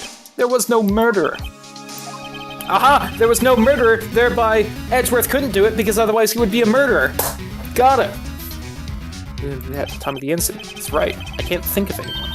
Hey, Nick. Huh? I just thought of something really crazy. You mean like how Karma always grabs his arm like it's in pain? crazy? Remember what Mr. Grossberg said yesterday? Gregory Edgeworth dealt a blow to his perfect trial record. Must have been quite a shock for Von Karma. He took a vacation for several months after that, you see. Oh, shh. Yes, an unusual event for that man. That was the first and the last vacation he's taken in his many years of prosecuting.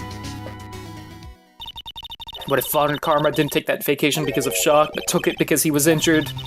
Which would mean... could only mean one thing. He was the murderer in the DL6 incident. He was the man who shot Gregory Edgeworth. It was Von Karma. Something wrong, Mr. Wright? You seem dazed. No, Your Honor. You have indicated the possibility that the murderer came from outside. Can you give us the name of your suspect? Should I come out and say it now? Hell yes, we should. Save it for a better time? There isn't a better time if we don't say it now. There's a suspect. One lone suspect. This is certainly interesting news. Very well, Mr. Wright. Who is your suspect? My hands are shaking. What? Von Karma. Von Karma?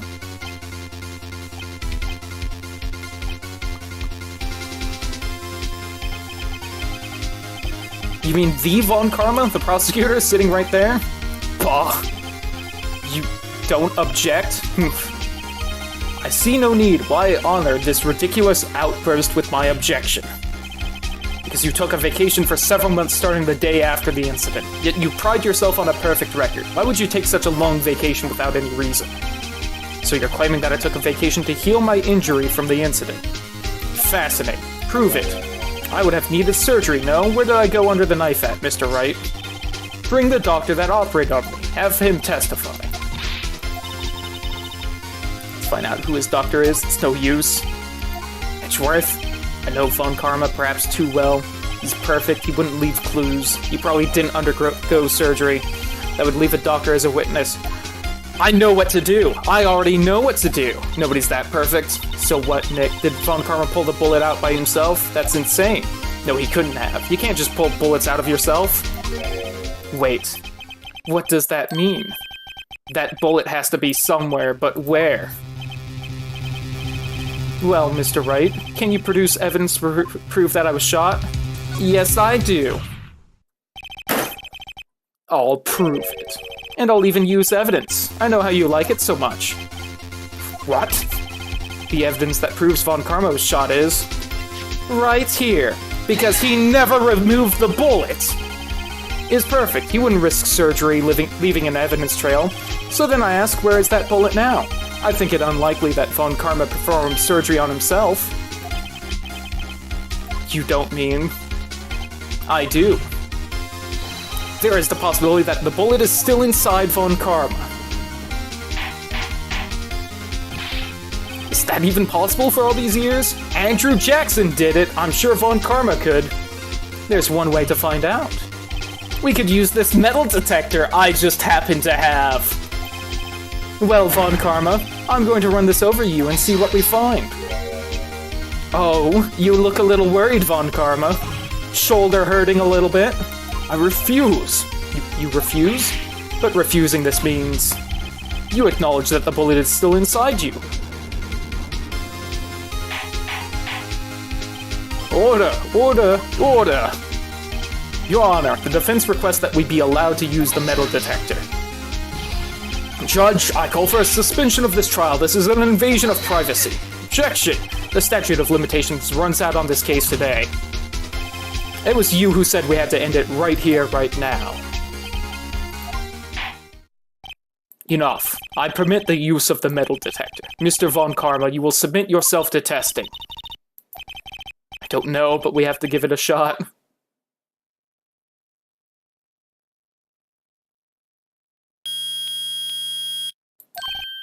Reacted, something's inside his right shoulder. The bullet.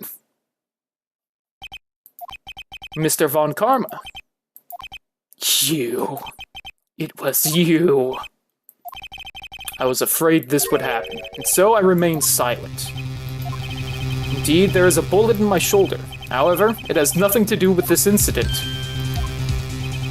I was shot in the shoulder long before the DL6 incident. I claim that the bullet in my shoulder has no relation to DL6. When you whip out the metal detector in court.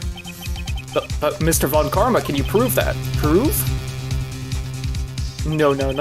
I have no obligation to prove anything. It is you who must prove something here, Mr. Wright, not I. Well, can you prove it? Can you prove that the bullet in Von Karma's shoulder was from DL6? Of course he can't. You don't have any of the DL6 evidence. It's because you took it out of the records room yesterday, except for the bullet, which says that it has a special and unique pattern on it, so that we'll be able to prove him with the other bullet I have. With no proof, you cannot convict me of any crime. So sorry, Mr. Wright. No, I'm the one who's sorry, Mr. Von Karma. What? You were close. 1 day away from freedom. You see, I have proof. What? Who would have thought you would have dug your own grave trying to convict Edgeworth? I can link that bullet in your shoulder to the DL6 incident. And here's my final proof. That's a bullet? Where did you get that?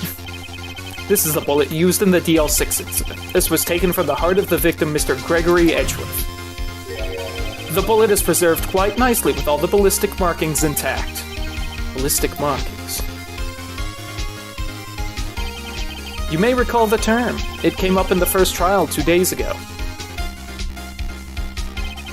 Ballistic markings are the fingerprints of a weapon. All bullets fired from a gun are marked with that weapon's unique pattern. By examining the markings, you can tell which weapon fired the bullet. It's quite accurate. We have 2 bullets in our possession. One, the bullet removed from Gregory Edgeworth's heart. The other, Mr. Von Karma, is the bullet buried in your shoulder. We could analyze both bullets. Then, if the markings matched, we would know that both bullets had been fired from the same gun, the very same pistol, in other words, the murder weapon that killed Gregory Edgeworth. Mr. Von Karma, you will let us remove the bullet from your shoulder. Then we'll compare the ballistic markings to those on this bullet. And solve this case once and for all. Well, Mr. Von Karma? He mad. Please tell me he had like a heart attack and died just now. Welcome back, Kibi.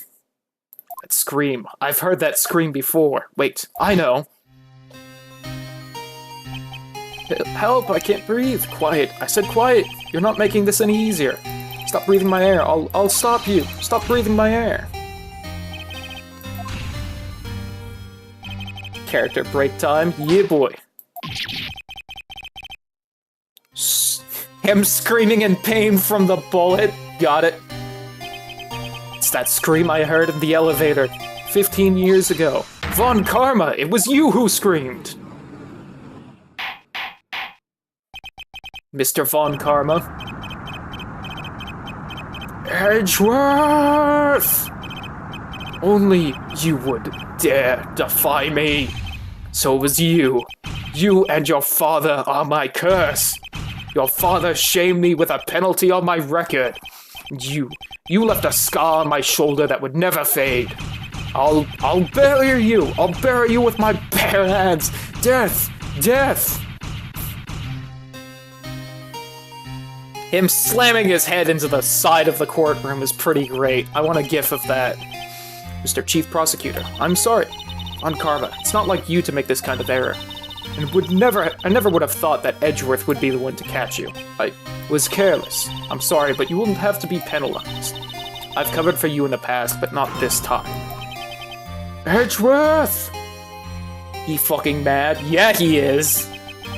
It's a shock like none I had ever known. Me? Penalized? It took hours for me to regain my composure. Suddenly I found myself in darkness. I was in the court records room. Must have wandered in there without thinking where I was going. The room was pitch black, the lights must have gone out. I went out in the hall and felt my way to the elevator. I pressed the button and nothing happened. Then, there was a noise. I was in pain, a horrible burning pain in my shoulder. Just then the lights came back on, the elevator door opened before my eyes. I saw 3 people inside, all lying unconscious from oxygen deprivation. Much to my surprise, a pistol lay at my feet. I knew then it was destiny.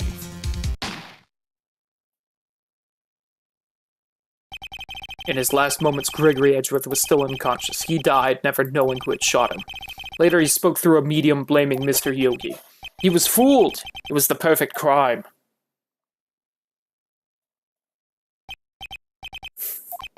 Who would have thought another man would have come to open that elevator door? Judge. What? What are you doing? Do your job. Bring an end to this miserable charade. Now, end it.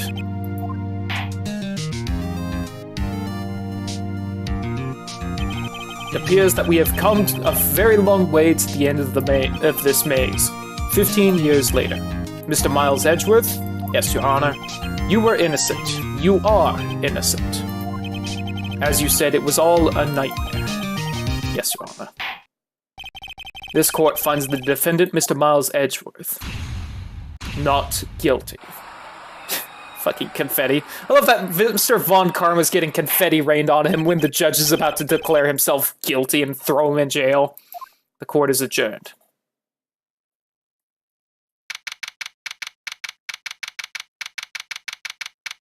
Phoenix Wright, you are guilty. What? We did it! Did you see his face? Von Karma looked even paler than usual. He's pretending to be all cool, but inside you crushed him, Nick. Crushed. Gotta say, I'm impressed. It's pretty close, though. I was sure we'd had it. I know, I was on the verge of tears the whole time myself. But now, it's all just a good memory. So, it's finally over, Edgeworth. Right. Yeah. I'm not sure how to say this.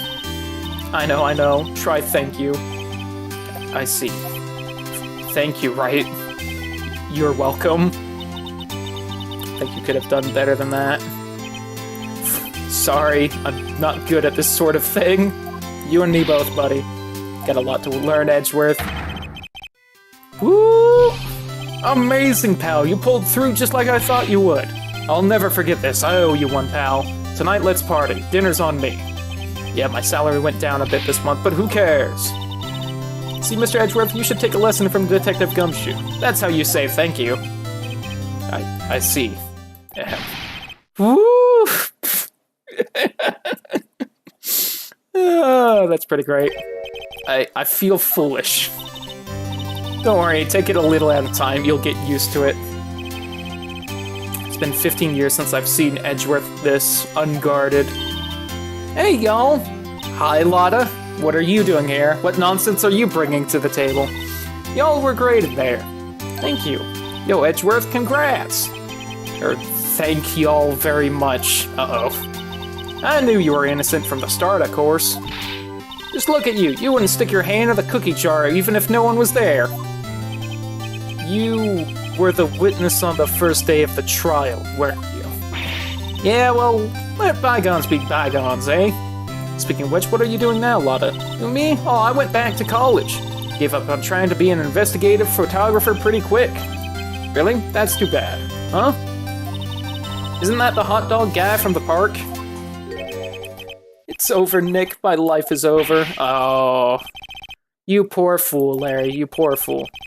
I'm not long for this world. You don't look sick. It's Keonce. She's going to live in Paris. Paris, Nick. She's leaving me behind.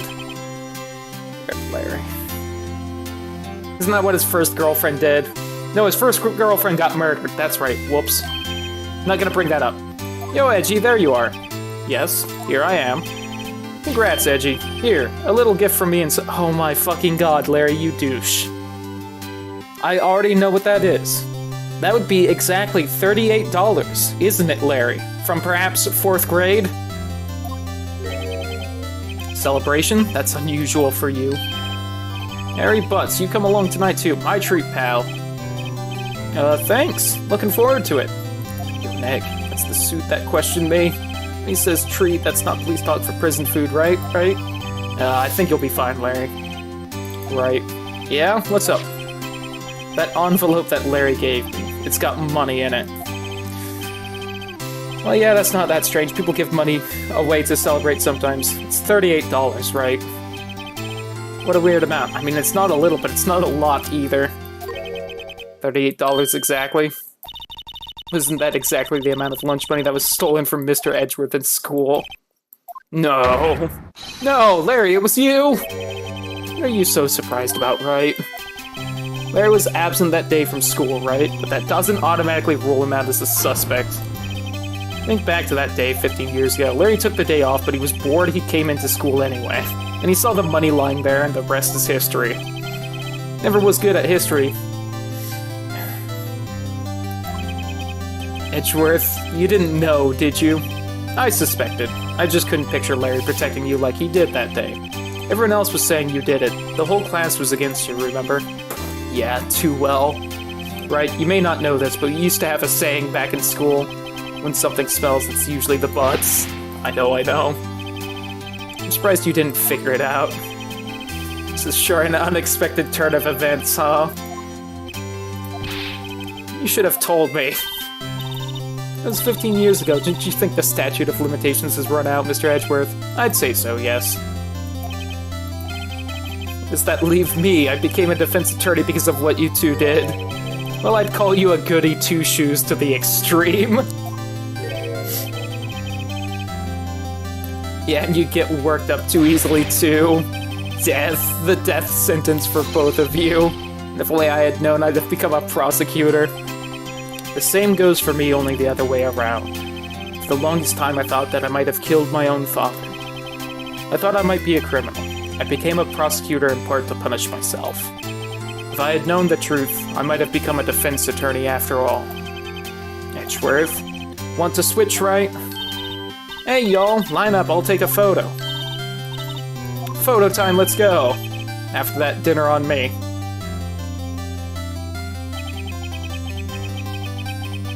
Detective Gumshoe took us out on the town that night. We celebrated Edgeworth's newfound freedom. Although, Edgeworth was still in detention.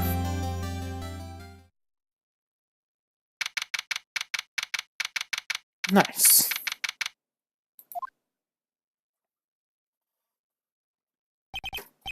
Whoa, went a little overboard yesterday, my head hurts.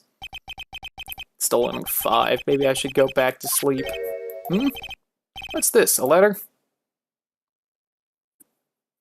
Aw, Maya going away to train? That's a shame.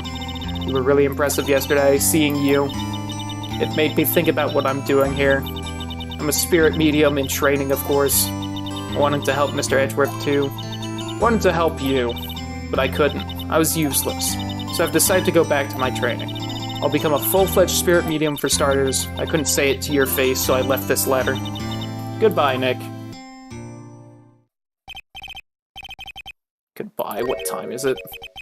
The first trains for the mountains have already left to the station.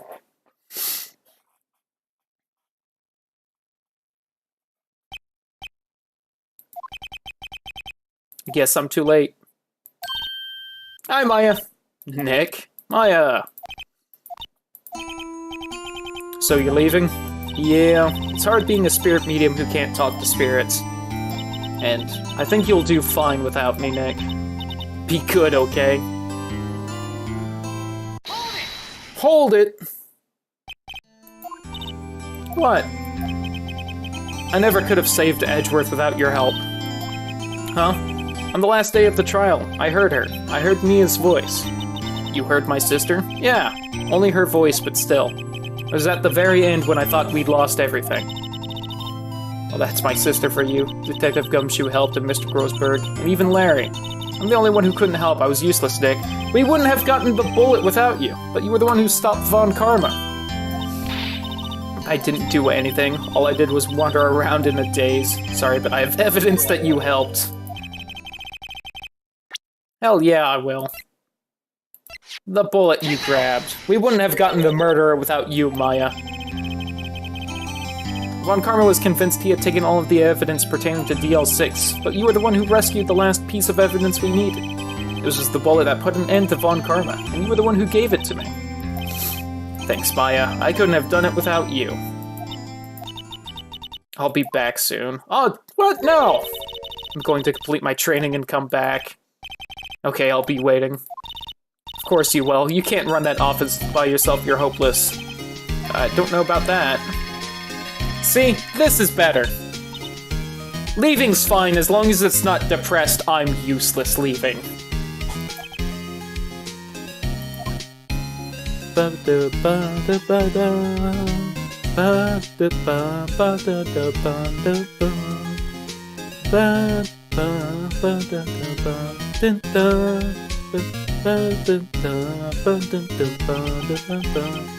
So my story ends, time to turn a new page, and say goodbye to the novice defense attorney that I once was.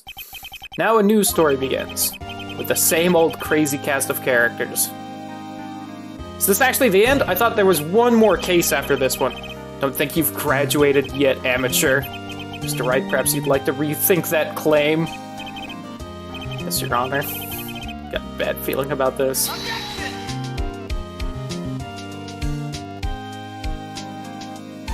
Hey, this is the end. I thought I had one more after this. Oh well. Hey pal, Mr. Edgeworth came down to the precinct to wish me a happy new year. Talk about a pleasant surprise. Whoop! Detective Gumshoe! Then he hung his head low and went right back outside. Kind of like he was embarrassed or something. Strange, huh? Yeah, you did, Raptor. But hey, that case was fun. Yeah, and it also makes sense to have it as the last case because Edgeworth's kind of been the closest thing to a antagonist throughout the game. Nah, I haven't seen him lately. Who, me? I've been working at a cheese shop. Nice. That Missy's a nice lady, but she's not exactly what you'd call a cheap date. Oh, she's in Hawaii right now, yeah. I'm not saying she's a gold digger, but she's a gold digger. I will miss this game for a week. Yeah, gotta make sure and download the next one. Which one's the next one again, so I can write that down to make sure and grab it. Oh yeah, it's that guy.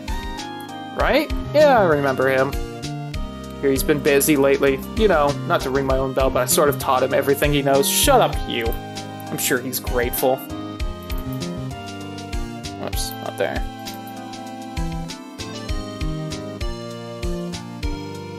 Larry has another girl. He keeps getting another girl when the last one leaves him to go somewhere fancy. Oh yeah, it's that guy! The defense attorney for whom I wrote that affidavit. Oh yes. Oh, you should know I've taken over management of the Gatewater Hotel recently. Should you be in the area, please stop by. Oh, good on you. Trials and tribulations. Okay.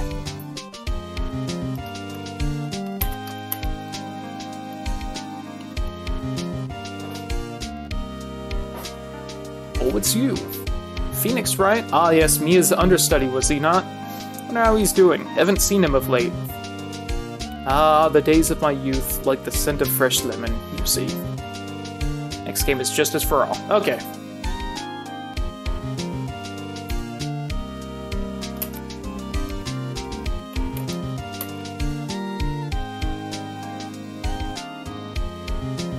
Phoenix, right? He an actor? Well, I'm not buying it. You can't be a star with a name like Phoenix. Uh-huh. Yep. I get it, old bag. Yo, Raptor, you're gonna meet these characters when you, play the game. That lady's name is Old Bag. I'm not a fan of her. Yo, it's Akuma! Pleased to announce the Pink Princess is a hit. I sure owe that Mr. Wright a great deal. When I'm keeping my face out of the public eye till the show's over. I wouldn't want to ruin any kid's dreams, you know? So was it then 4, including the tutorial? Because I only remember 4 different cases. With a super good cornered theme. Oh, did they change the cornered theme after this one? It's like she caught a cold standing under a waterfall I wanted to visit but didn't have time, so I sent her some Pink Princess trading cards. She says she can't buy them where she is. What kind of place is she living at anyway? Themes change each game. All are fantastic. Alright. I do really like that cornered theme, though, so... we'll see if the next one's as good.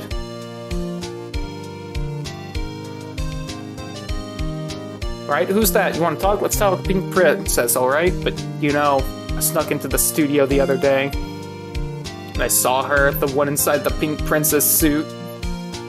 What a dog. It was kind of a shock for a boy of my tender age. Oh yeah, that is Cody. Shout out to you, Raptor. That was you right there.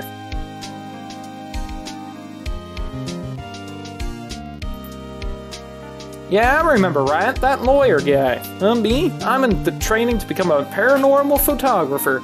Oh, that picture I took of everyone? Well, just behind them, there's a ghost. For real. Now that's talent. I'm gonna be famous. Good on you. If that's not my profile pic on your phone, I'm gonna be upset. Would be good.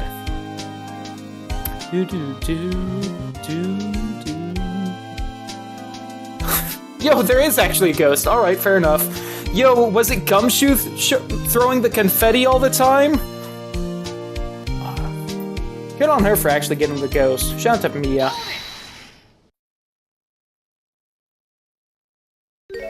Uh-oh. Brand new episode was added.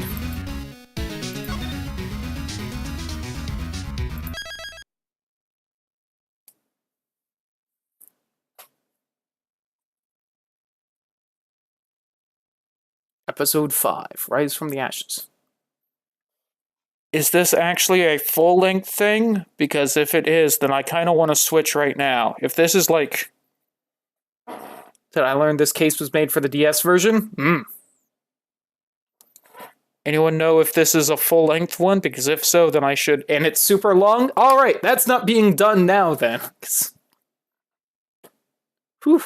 Alright, we got a little bit of this game left, apparently. I'd switch? Yeah, I'm gonna switch. Alright, so, that's all for Ace Attorney today. Good fun. We saved Edgeworth. That's apparently where the Game Boy version stops, according to chat at least, show trailer at least. Nah, I'll save that for next week when we fully start the thing, so. Bye, YouTube.